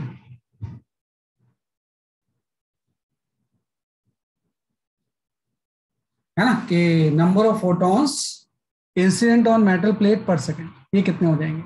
आपको पता है ये भी निकाल लेंगे हम इसमें, इसी को कई बार हम नाम देते हैं, this is called as a photon flux. वैसे नाम ना भी जाने तो कोई फर्क नहीं पड़ता है, कि number of photon incident on metal plate पर सेकंड को हम क्या बोलते हैं, फोटोन फ्लक्स। इसकी वैल्यू ये आ जाएगी आइए बाई एच एफ, कि भाई इतनी एनर्जी पर सेकंड आ रही है उसके ऊपर, अगर एक फोटोन की एनर्जी से मैं डिवाइड करता हूं तो नंबर ऑफ फोटोन्स आ जाएंगे ना, है ना, कि नंबर ऑफ फोटोन्स आ जाएंगे। H F is the energy of one photon, मतलब जितनी इंटेंसिटी ज्यादा होगी, जो फोटोन का नंबर होगा उतना ही ज्यादा होगा। तो इंटेंसिटी का मतलब नंबर ऑफ फोटोन से है, एक फोटोन की एनर्जी से नहीं। एक फोटोन की एनर्जी तो फ्रीक्वेंसी के ऊपर डिपेंड करती है। तो जैसे बहुत ब्राइट लाइट है ना, तो उसमें नंबर ऑफ फोटोन्स ज्यादा होंगे, लेकिन एक फोटोन तो की एनर्जी तो उतनी होगी जितनी पहले थी। इंटेंसिटी बढ़ाने से उसके ऊपर क्या फर्क पड़ता है। अगर आपकी डिम लाइट है तो नंबर्स कम होंगे फोटोन्स के, एक फोटोन की एनर्जी तो अभी भी एक ही होगी। ये number of photon incident on metal plate आ गया। थर्ड इंपॉर्टेंट फैक्टर आ गया जिसके ऊपर ये फॉर्मूला डिपेंड करेगा, numbers of electrons ejected per second, कि भाई पर सेकेंड में कितने नंबर ऑफ इलेक्ट्रॉन इजेक्ट हो रहे हैं। तो हमें ऐसा लगता है कि भाई एक फोटोन ने एक इलेक्ट्रॉन को दिया तो जितने नंबर ऑफ फोटॉन्स आएंगे सारे इलेक्ट्रॉन इजेक्ट करेंगे, लेकिन ऐसा नहीं होता है। बहुत फ्यू चांस होते हैं, वह 1000 अगर फोटोन आए तो एक ही इलेक्ट्रॉन इजेक्ट होता है। है ना, कि भाई पूरे फोटॉन्स नहीं एब्जॉर्ब हो पाते हैं, कुछ ऐसे भी इधर उधर चले जाएंगे रिफ्लेक्ट होके। फिर मेटल प्लेट पे लाइट जाएगी, सारे एब्जॉर्ब होंगे थोड़ी पता है, कुछ रिफ्लेक्ट हो जाएंगे, है ना, कुछ ऐसा होगा। तो यहीं पे एक वर्ड आ जाता है, we called as a photon efficiency आ जाएगी, फोटोन एफिशिएंसी, है ना, इसको हम ईटा से शो करते हैं। और ये मेटल प्लेट की प्रॉपर्टी होती है, प्रॉपर्टी ऑफ मेटल प्लेट। ये जो मेटल प्लेट आपने कैसा लिया है, उसके अकॉर्डिंग उसकी फोटोन एफिशिएंसी अलग अलग होगी। फोटोन एफिशिएंसी का मतलब ये है कि कितने नंबर ऑफ फोटॉन्स कितने नंबर ऑफ इलेक्ट्रॉन्स सिलेक्ट करेंगे, उसका एफिशिएंसी, उसी को हम बोलते हैं फोटोन एफिशिएंसी। तो यहां से आ जाएगा बेसिकली आपका, अगर मैं लिखूं कि what is the number of electron ejected पर सेकंड, तो इतने नहीं होंगे, बल्कि इसकी एफिशिएंसी हो जाएगी IA by HF into eta by 100। अगर एफिशिएंसी किसी प्लेट की 0.01% है, तो नंबर ऑफ फोटॉन्स के 0.01% ही इलेक्ट्रॉन इजेक्ट होंगे, तो इतने नंबर ऑफ इलेक्ट्रॉन्स इजेक्टेड पर सेकंड आ गए। अब इससे फोटो करंट आ जाएगी, इससे फाइनली कितनी फोटो करंट होगी हम निकाल सकते हैं, आई। तो फोटो करंट की वैल्यू निकालने के लिए आपको पता है, ये तो नंबर है ना, current rate of flow of charge होती है, ये तो नंबर ऑफ इलेक्ट्रॉन्स हैं, तो एक इलेक्ट्रॉन के चार्ज से मल्टीप्लाई करेंगे तभी तो चार्ज बाई सेकंड आ जाएगा, तो charge by second he ampere में करंट आ जाएगी। तो यहां से आपका आ जाएगा IA by HF into eta by 100 into E, है ना। और ये आपका आ गया फोटो करंट, है ना, यह क्या होता है बेसिकली आपका फोटो करंट। और यहाँ पे जो E होता है, E की वैल्यू होती है 1.6 into 10⁻⁻19 coulomb. This is the charge of electron, charge of electron, है ना, कि भाई ये तो नंबर आ गया ना, इतने नंबर पर सेकंड है, लेकिन आपको तो कूलम पर सेकंड चाहिए होता है ना, तो एक इलेक्ट्रॉन के चार्ज से मल्टीप्लाई कर देंगे तो इतनी करंट फ्लो होगी, तो ये करंट का फॉर्मूला आ गया। तो इसमें दो ही फॉर्मूला होते हैं, आइंस्टाइन इक्वेशन एंड करंट का, उसको आप लिख लो, है ना। एक तो इक्वेशन हो जाएगी आइंस्टाइन इक्वेशंस, बेटा नंबर ऑफ फोटॉन इंसिडेंट्स आ जाएगा, जैसे टोटल एनर्जी इंसिडेंट पर सेकंड ये है, एंड फोटोन की एनर्जी इतनी है, भाई टोटल एनर्जी इतनी है और एक फोटोन की एनर्जी से डिवाइड कर देंगे अगर, तो नंबर ऑफ फोटॉन्स ही आ जाएंगे ना,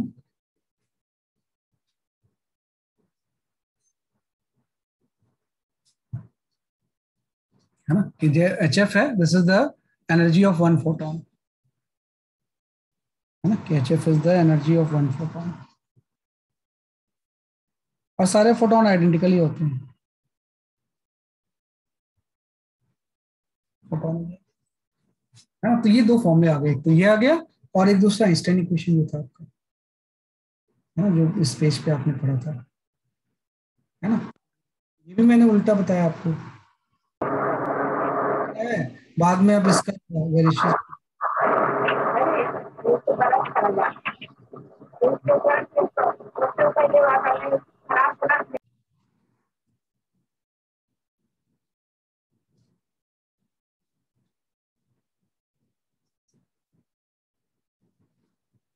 ये आपका गैस था।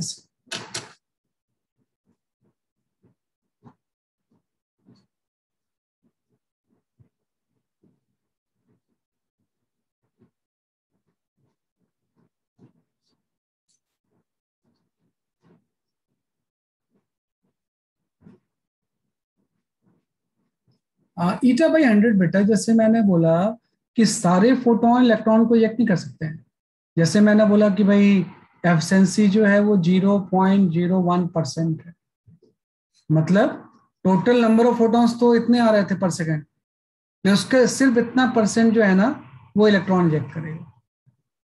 एफिशिएंसी मैंने एग्जांपल लिया, इतना हो सकता है, कुछ डिफरेंट भी हो सकता है, तो सिर्फ इतने परसेंट इलेक्ट्रॉन इजेक्ट करते हैं, बाकी फोटोन वेस्ट भी होते हैं बहुत सारे, रिफ्लेक्ट हो गए, नहीं एब्जॉर्ब हुए, है ना भाई, जो एब्जॉर्ब होंगे वही तो इलेक्ट्रॉन इजेक्ट करेंगे। तो वो आपको क्वेश्चन में दिया होगा एब्सेंसी इतनी, एब्सेंसी इज गिवन इन न्यूमेरिकल।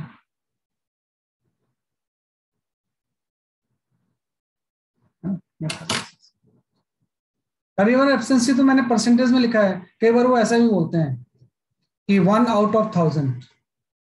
तो यहाँ पे आप इस एक्सप्रेशन के बजाय 1/1000 लिख देना, 1/10,000, 1/10,000, 1/10,000 लिख देना।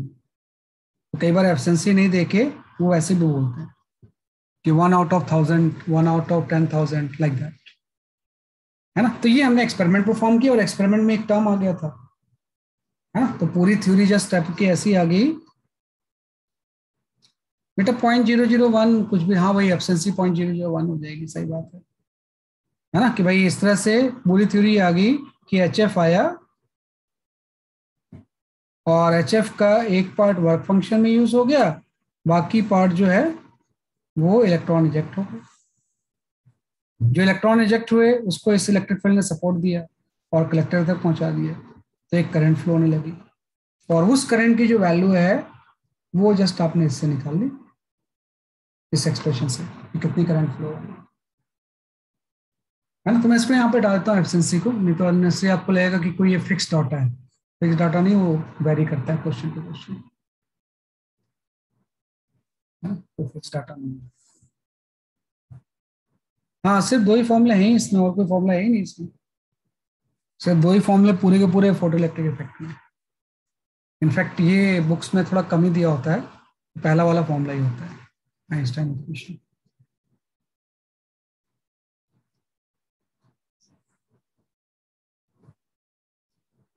बेटा इसी एक्सप्रेशन में ना मैंने ई को मल्टीप्लाई कर दिया, ऊपर एक्सप्रेशन है ना, इसको ई में सी से मल्टीप्लाई कर दिया हमने,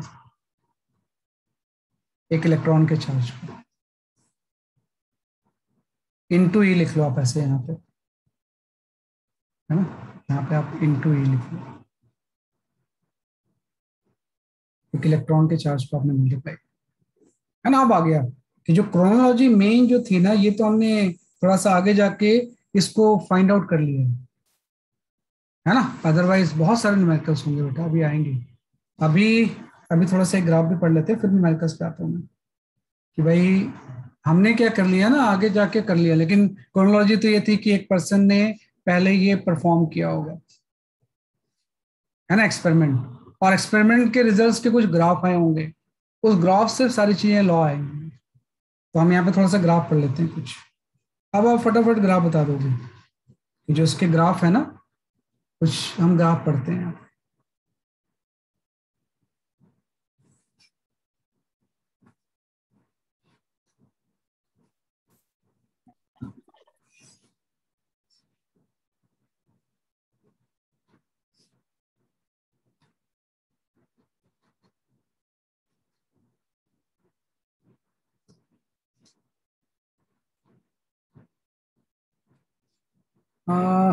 अभी शो कर रहा हूँ बेटा।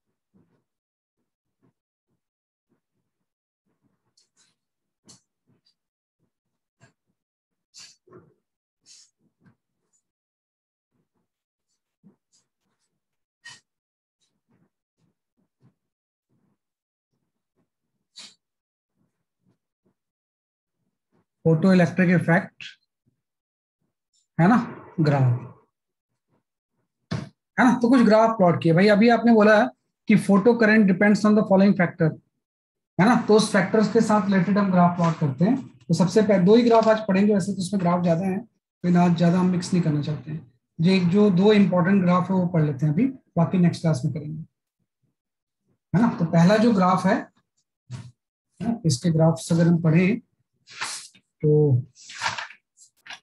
सबसे पहला आता है effect of intensity of light on photo current.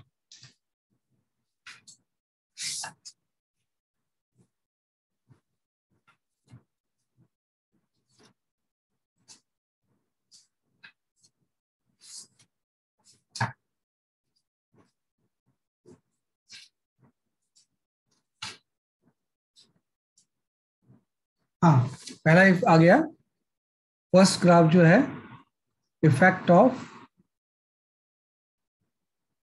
Intensity of light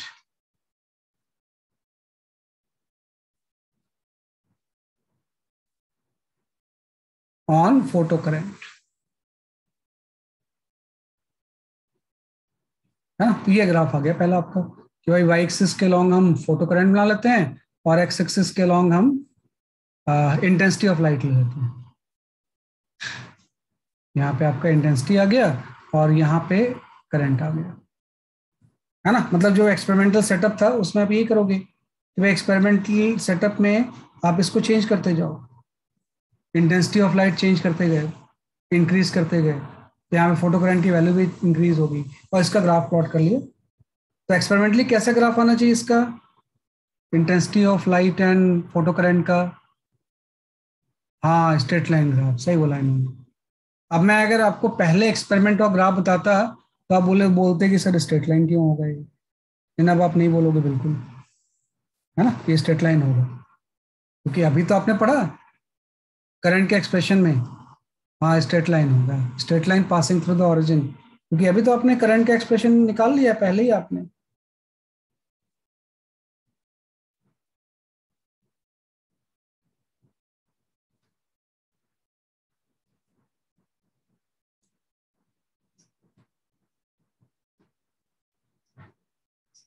है ना, कि करंट के एक्सप्रेशन के अकॉर्डिंग आप देखो कि जो इसकी वैल्यू है I is directly proportional to the intensity, तो है ना, कि ज्यादा इंटेंसिटी होगी मतलब ज्यादा फोटॉन्स होंगे और ज्यादा फोटोन होंगे तो करंट भी ज्यादा होगी। तो जैसे जैसे आप इंटेंसिटी बढ़ाओगे करंट बढ़ती जाएगी, क्योंकि आपने एक्सप्रेशन ही जानते हो, तो हम बोल सकते हैं current is directly proportional to the intensity, क्योंकि आपके पास करंट का एक्सप्रेशन पहले ही है। तो पहला इफेक्ट तो ये हो गया। ये सेकंड इफेक्ट थोड़ा सा समझना पड़ता है आपको, effect of potential on current, कि अगर मैं पोटेंशियल चेंज करूं तो करंट में क्या चेंज है, फोटो करंट में क्या चेंज है ना। तो ये बड़ा अजीब सा ग्राफ होता है कि मैं अगर यहाँ पे ऐसा ग्राफ बनाऊं इस तरह से कि वाई एक्सिस के लॉन्ग तो मैंने करंट ले लिया, एक्स एक्सिस के लॉन्ग अगर मैं पोटेंशियल ले लूं इस तरह से, एक्स एक्सिस के लॉन्ग में इस तरह से पोटेंशियल ले लेता हूँ,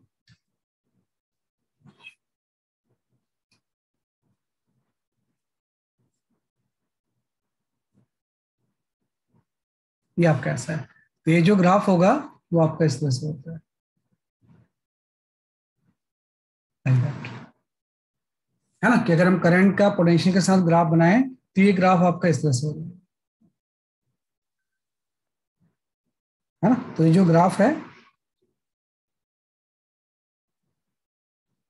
ना, इसका मतलब समझना, पोटेंशियल का मतलब है कि ये बैटरी का वोल्टेज वेरिएबल है।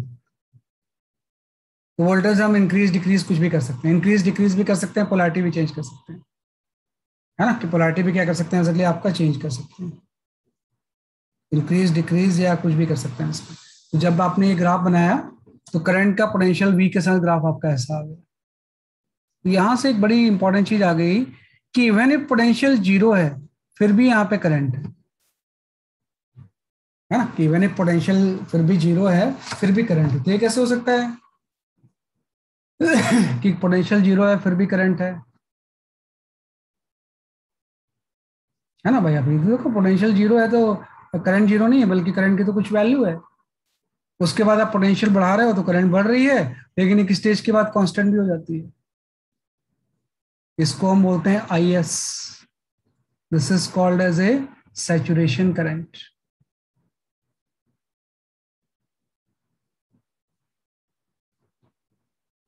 है ना, कि this is called as a saturation current. लेकिन देखो मैंने ये बोला कि भाई इलेक्ट्रॉन को इजेक्ट करने से बैटरी का कोई रिलेशन थोड़ी है। मान लो वहां बैटरी नहीं भी होती तो भी इलेक्ट्रॉन तो इजेक्ट होते ही। तो अगर मैं सिंपल सेटअप ऐसा बना लूं, यहाँ पे यहाँ बना रहा हूँ इसे मैं सिंपल सेटअप में ऐसे ही तो था, मैं बैटरी वैटरी नहीं लगाता हूँ, है ना, बस सर्किट क्लोज होना चाहिए। जैसे रेडिएशन इंसिडेंट हुआ, यहाँ से बैटरी लगी हो या ना लगी हो, कोई पोटेंशियल डिफरेंस हो या ना हो, इलेक्ट्रॉन तो इजेक्ट होंगे ही ना। और इलेक्ट्रॉन जो इजेक्ट होंगे वो वेरिएबल काइनेटिक एनर्जी के होंगे। तो कुछ की काइनेटिक एनर्जी जो हाई होगी वो बिना बैटरी के भी तो पहुंच जाएंगे यहाँ तक, तो पोटेंशियल की कोई जरूरत ही नहीं उन्हें, है ना, कि पोटेंशियल इज नॉट रिक्वायर्ड, है ना। तो सिंपल सा हम बोलेंगे कि भाई जैसे एग्जांपल ले रहा हूं मैं, एज फॉर एग्जांपल, इसको एज एग्जांपल देखना, एज एग्जांपल हम लेते हैं ऐसे, इससे समझने में आसानी होगी। सपोज एग्जांपल हम लेते हैं कि सपोज, है ना, 10 electrons ejected from plate per second। मैंने ऐसे एग्जांपल ले लिया कि 10 इलेक्ट्रॉन पर सेकंड इजेक्ट हो गए। तो 10 इलेक्ट्रॉन जो नंबर ऑफ इलेक्ट्रॉन्स हैं, आपने अभी पढ़ा है कि नंबर ऑफ, तो एक्सपेरिमेंट का रिजल्ट है ये, वही आपने क्या किया है, एक्सपेरिमेंट का रिजल्ट है ये, एक्सपेरिमेंट का रिजल्ट है ग्राफ में। ये ग्राफ किसी थ्योरी से नहीं आया है, this graph is the result of this experiment, कि आपने बैटरी के ईएमएफ चेंज किया तो करंट की रीडिंग चेंज होती है। तो एक टेबल बनाया होगा करंट एंड वोल्टेज वर्सेस का, फिर उसको ग्राफिकली प्लॉट किया। तो अब ये ग्राफ तो ऐसा आ गया, अब इसको हम एक्सप्लेन कर रहे हैं, है ना, एक्सपेरिमेंट जो आ गया है उसको हम क्या कर रहे हैं, बेसिकली आपको एक्सप्लेन कर रहे हैं। तो आपने बोला कि कोई 10 इलेक्ट्रॉन इजेक्ट हो रहे हैं मेटल पर सेकंड से, तो जो नंबर ऑफ इलेक्ट्रॉन्स इजेक्ट होंगे उसको पोटेंशियल से क्या मतलब है। अब देखो नंबर ऑफ इलेक्ट्रॉन इजेक्टेड पर सेकंड जो है वो तो इतना है, इसमें तो वोल्टेज कुछ आता ही नहीं है, वो तो इजेक्ट होंगे ही। हाँ, ये हो सकता है कि 10 इलेक्ट्रॉन इजेक्ट हो गए हैं, उसमें कुछ कम एनर्जी वाले हैं, तो वो कलेक्टर तक नहीं भी पहुंच सकते हैं। तो सिंपल सा मैं बोलूंगा कि सपोज 10 इलेक्ट्रॉन इजेक्ट होते हैं, आउट ऑफ 10 5 इलेक्ट्रॉन, मैंने ऐसे ज्यूम किया, 5 electrons reach collector due to own energy.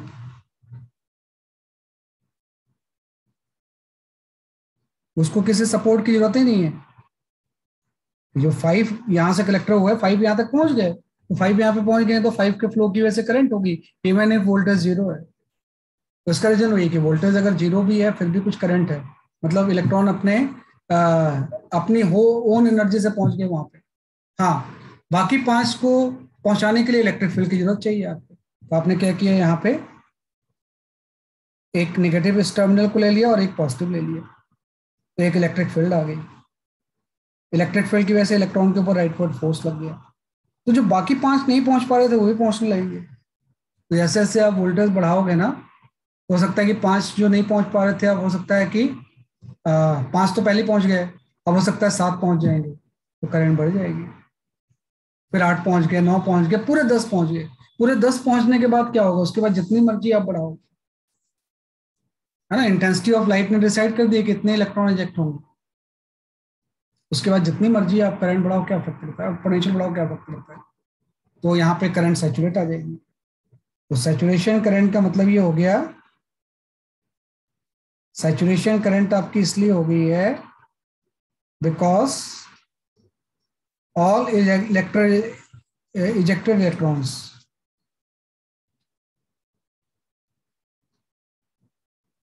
electrons reach collector।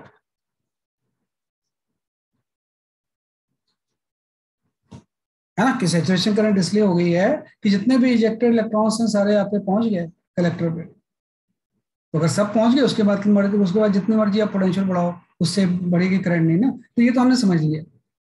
वैसे सिर्फ 5 पहुंचे थे तो इतना था, 6 पहुंचे, 7 पहुंचे, पूरे 10 पहुंच गए, करंट बढ़ गई।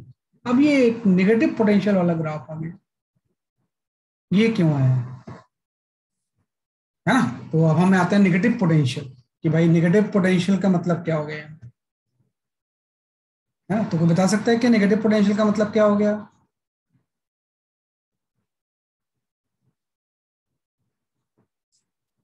है ना, कि भाई जो अगर राइट हैंड साइड पे हम पॉजिटिव ले रहे हैं तो लेफ्ट पे लेंगे तो पोटेंशियल नेगेटिव हो जाएगा ना।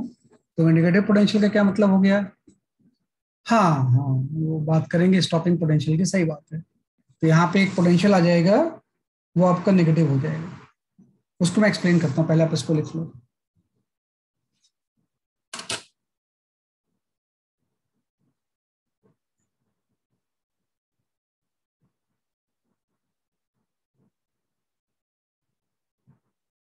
मतलब ये जो डायग्राम है इसके रिगार्डिंग है, जो मैंने यहाँ पे एक्सप्लेन किया।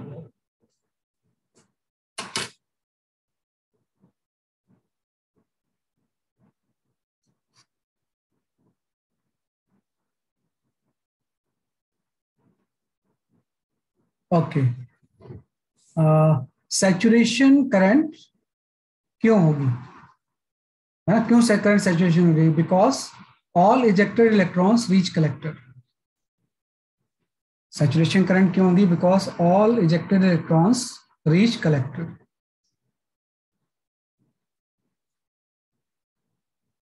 करंट आपकी सैचुरेट हो जाएगी।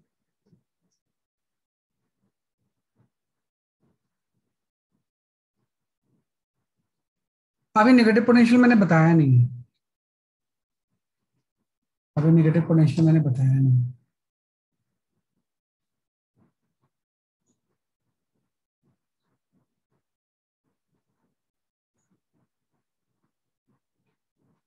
ड्यू टू ओन एनर्जी,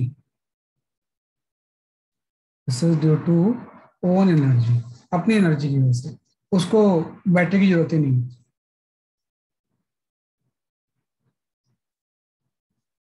है ना, अब हम आ जाते हैं नेक्स्ट चीज है आपकी, that is your negative potential.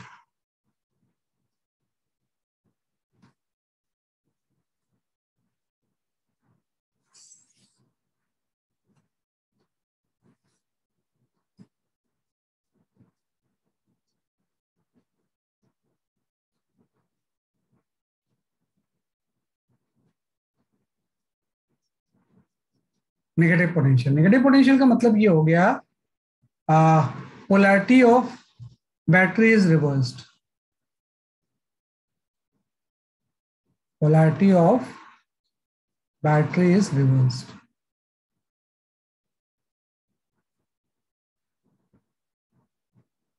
है ना, कि बैटरी की पोलैरिटी हमने उल्टी कर दी। उल्टी करने का मतलब है कि अब मेटल प्लेट पॉजिटिव हो गया और जो कलेक्टर हो गया वो नेगेटिव हो गया। उल्टा बैटरी लगा दी हमने। भाई मेटल प्लेट आपका पॉजिटिव हो गया, कलेक्टर नेगेटिव हो गया। आपको पता है इससे इलेक्ट्रॉन के इजेक्शन को तो मतलब होता नहीं कि रेडिएशन आया और इससे बहुत सारे इलेक्ट्रॉन इजेक्ट हुए। अब आप देखो कि अब इलेक्ट्रॉन के फ्लो को, अब तो इलेक्ट्रिक फील्ड अपोज करेगी ना, क्योंकि इलेक्ट्रिक फील्ड राइटवर्ड होगी, है ना, और इस इलेक्ट्रॉन के ऊपर जो फोर्स लगेगा वो लेफ्टवर्ड लग जाएगा। है ना, तो नेगेटिव पोटेंशियल में नाउ, है ना, field opposes the flow of electron, flow of electron. है ना, कि भाई अब जो फील्ड होगा ना वो फ्लो ऑफ इलेक्ट्रॉन को अपोज करने लगेगा। है ना, तो जब फ्लो ऑफ इलेक्ट्रॉन को अपोज करेगा तो जो 5 अपने आप ही पहुंच गए थे वो भी नहीं पहुंच पाएंगे। है ना, कि भाई 5 जो अपने आप ही तो पहुंच गए थे उसको तो इलेक्ट्रिक फील्ड की जरूरत ही नहीं थी, लेकिन अपोज करेगा तो वो भी नहीं पहुंच पाएंगे। तो अगर वो नहीं पहुंच पाएंगे तो धीरे धीरे करंट कम होगी। जैसे जैसे आप नेगेटिव बढ़ते जाओगे ये करंट कम होती जाएगी, एक स्टेज पे करंट जीरो हो जाएगी। तो जिस पोटेंशियल पे करंट जीरो होती है इसी को हम स्टॉपिंग पोटेंशियल बोलते हैं। तो एक वी नॉट आ जाएगा, this is called as a stopping potential, stopping potential. है ना, क्योंकि आप फील्ड अपोज कर रहे हो तो करंट कम होता जाएगा और एक पोटेंशियल पे करंट की वैल्यू जीरो हो जाएगी, this is called as a stopping potential. तो यहाँ पे इससे रिलेटेड एक कंसेप्ट आ गया स्टॉपिंग पोटेंशियल का, तो वो डेफिनेशन आपको आना चाहिए कि what is stopping potential.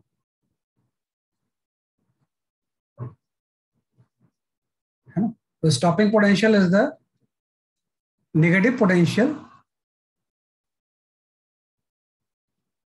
Negative potential negative होता है at which most energetic electron, सबसे ज्यादा जिसकी एनर्जी है, जेटिक इलेक्ट्रॉन्स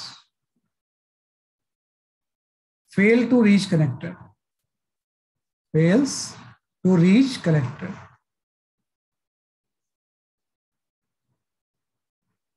है ना, is called stopping potential, stopping potential।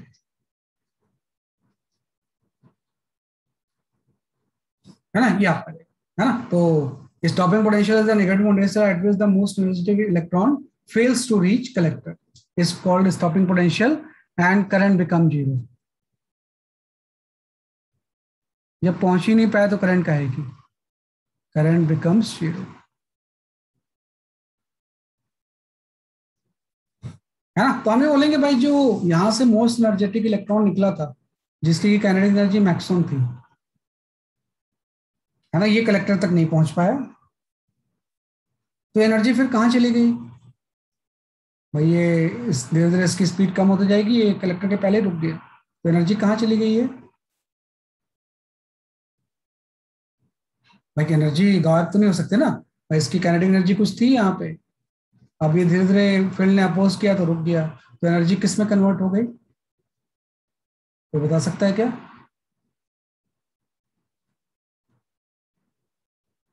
नहीं, हीट में कन्वर्ट नहीं होती बिल्कुल बेटा, हीट तो कहीं होता ही नहीं इसमें।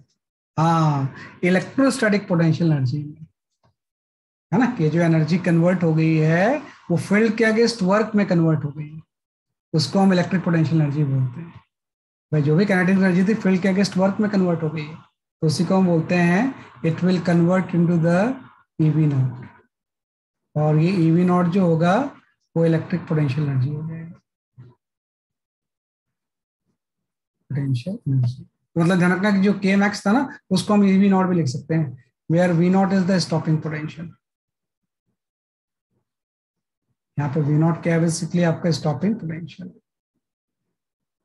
है ना। तो अगर हम आइंस्टाइन इक्वेशन को रिविजिट करें तो हम आइंस्टाइन इक्वेशन को ऐसे लिख सकते हैं, H F equal to 5 + k max, यही तो होता है। तो उसको चाहे तो हम ऐसे लिख सकते हैं, एच एफ वैसे ही छोड़ दो, तो वर्क फंक्शन की जगह पे एच एफ नॉट आ जाएगा, और के मैक्स की जगह पे ईवी नॉट भी आ सकता है ना। बात एक ही है कि भाई जो के मैक्स था वही तो इसमें कन्वर्ट हो गया स्टॉपिंग पोटेंशियल, तो ईवी नॉट भी आ गया।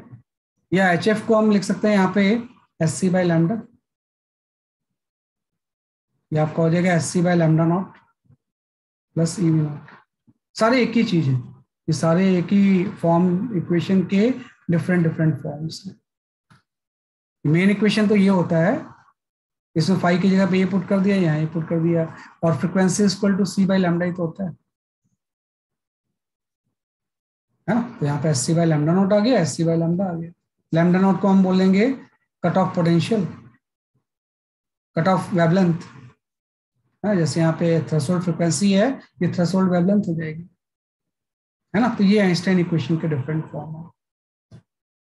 अब यहाँ पे एक डाटा यूज करना है आपको कि what is the value of this HC। तो वैसे हम जानते हैं कि भाई एच प्लैंक कांस्टेंट की वैल्यू आपको पता होती है, स्पीड ऑफ लाइट भी पता होती है, मल्टीप्लाई करके जूल में आ जाएगा SC की वैल्यू। लेकिन यहाँ पे थोड़ा सा ध्यान रखना है, SC की जो वैल्यू होती है यूजली ये इलेक्ट्रॉन वोल्ट में हम लिखते हैं। SC इक्वल टू जो होता है 12,400 इलेक्ट्रॉन वोल्ट ऑर्मस्ट्रॉन्ग होता है। तो अगर वेवलेंथ ऑर्मस्ट्रॉन्ग में है तो SC की वैल्यू हम इतनी पुट कर सकते हैं, या हम इसी को लिख सकते हैं 1240 इलेक्ट्रॉन वोल्ट नैनोमीटर, है ना। कि अगर वेवलेंथ नैनोमीटर में है तो यहाँ पे 1240 यूज कर लेंगे, तो ये डाटा काफी यूज होगा। वो प्लैंक कांस्टेंट वाला डाटा अलग अलग वाला रेयरली यूज होता है, ये ज्यादा यूज होता है। ये आप लिख लो।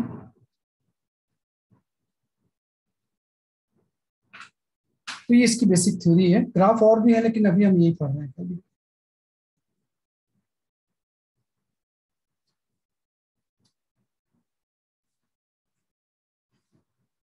ये बड़ा मॉडर्न फिजिक्स, वेव ऑप्टिक्स, ये सब बहुत इंटरेस्टिंग चीज है, इसमें टाइम तो पता ही नहीं लगता है।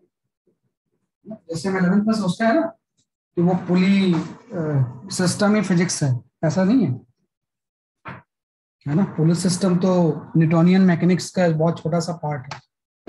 भाई 10 पुली लग गई, इसका एक्सटेंशन क्या होगा, इसका क्या होगा, है ना। वो नहीं है, असली फिजिक्स तो आजकल यही चलती है ना। क्या पाएगा।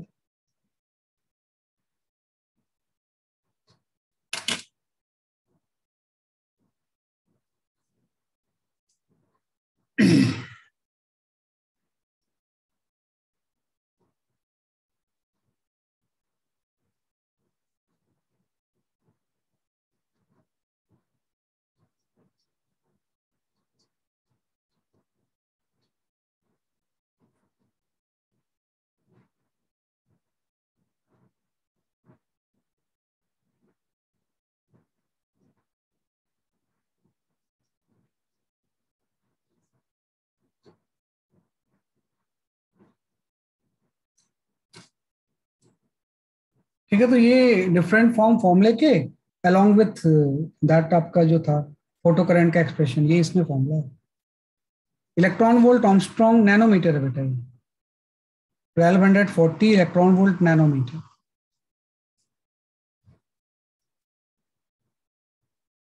हाँ वही, मतलब ये दो ही फॉर्मूले हैं, तीन क्या है भाई, ये एक फॉर्मूला है, ये तो इसी के डिफरेंट वर्जन हैं,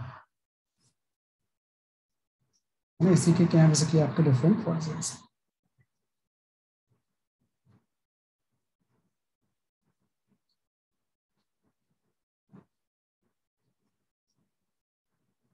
ठीक है, तो एक आध क्वेश्चन अटेम्प्ट कर लो, जस्ट अटेम्प्ट फ्यू क्वेश्चंस।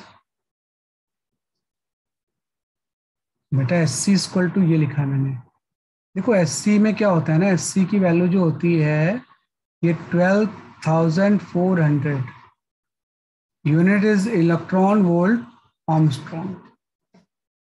आप जो एस सी की वैल्यू जानते हो वो जूल में होती है, जूल मीटर में, लेकिन मैं यहाँ पे इलेक्ट्रॉन वोल्ट आर्मस्ट्रॉन्ग में लिख रहा हूँ, या इसी को हम ले सकते हैं 12,040 इलेक्ट्रॉन वोल्ट नैनोमीटर, है ना, ये नैनोमीटर हो जाएगा।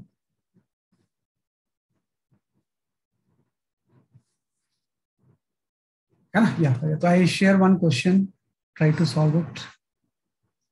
ज्यादा क्वेश्चन का स्कोप नहीं है, नेक्स्ट क्लास में करेंगे।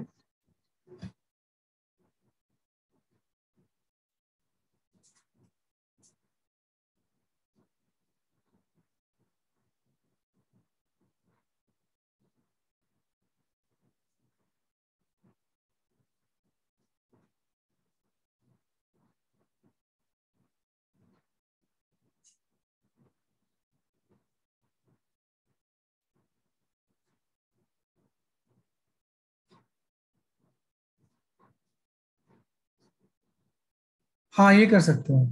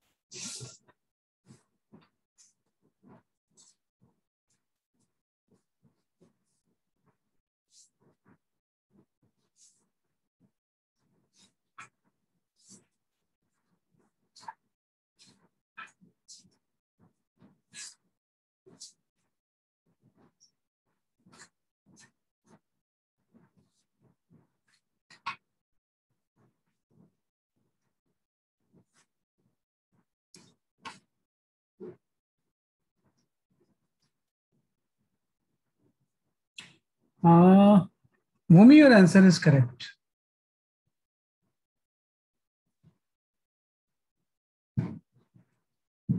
बेटा स्पीड का रेशियो निकालना है, काइनेटिक एनर्जी का नहीं,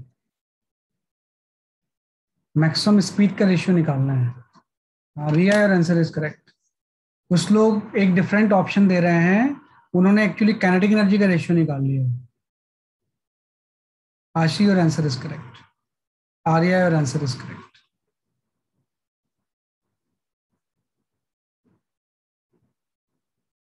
हाँ सिद्धि सही है आपका।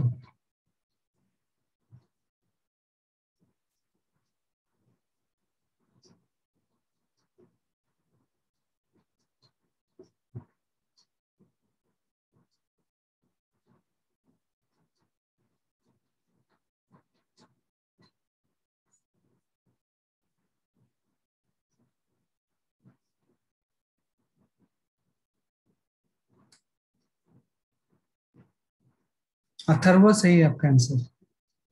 सही है, सही, काफी लोगों ने सही किया है। कुछ लोग जो बी ऑप्शन दे रहे हैं ना, दे आप बी ऑप्शन सही नहीं है, क्योंकि ये काइनेटिक एनर्जी का रेशियो है, आपको स्पीड का निकालना है।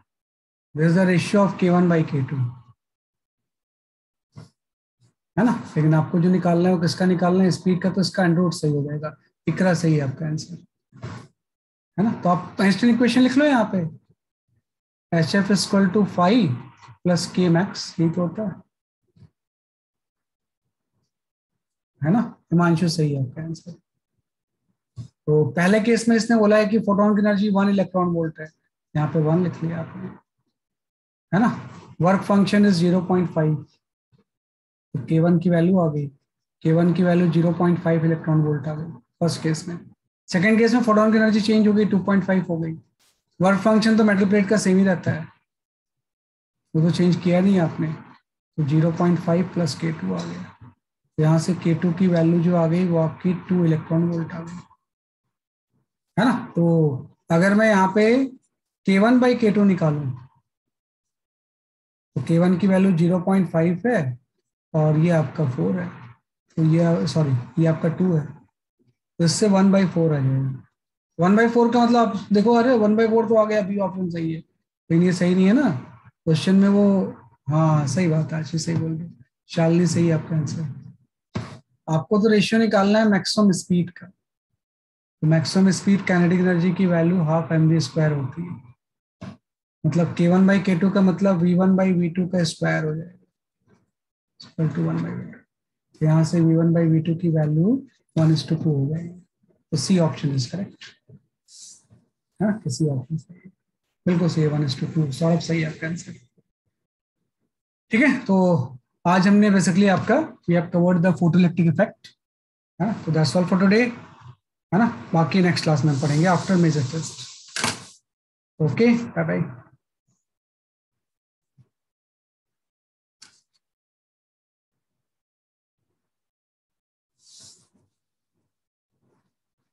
Bye bye bye bye. Okay, bye bye. अभी मैं सारे पेज शो कर देता हूँ 1 बाय 1 के, आप उसको नोट कर लो। Bye bye. मैं 1 बाय 1 ना, all pages I will show.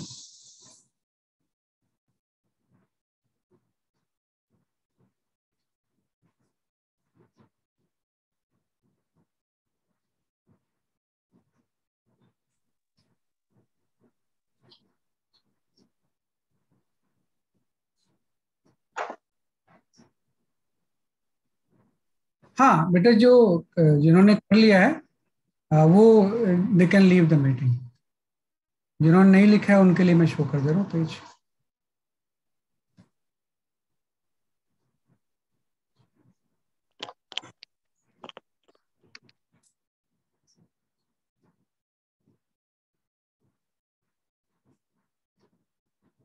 हाँ, this is the first page.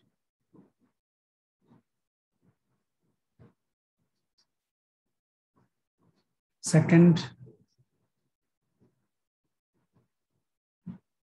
हाँ थर्ड कर सकते हो आप, कार्बोनाइज नोट से आप, लेकिन उसमें टाइम ज़्यादा लग जाएगा, देख लेना। तो किसी बुक से अभी करोगे तो ज़्यादा बेटर रहेगा, क्योंकि उतना टाइम नहीं है ना। एक बार मेजर टेस्ट के बाद में आप कर लो रिवाइज, क्योंकि रिकॉर्डिंग से टाइम थोड़ा ज़्यादा लगता है। तो अभी किसी बुक से कर लो आप, बाद में प्लेलिस्ट से देख लो थर्मोडायनेमिक्स की।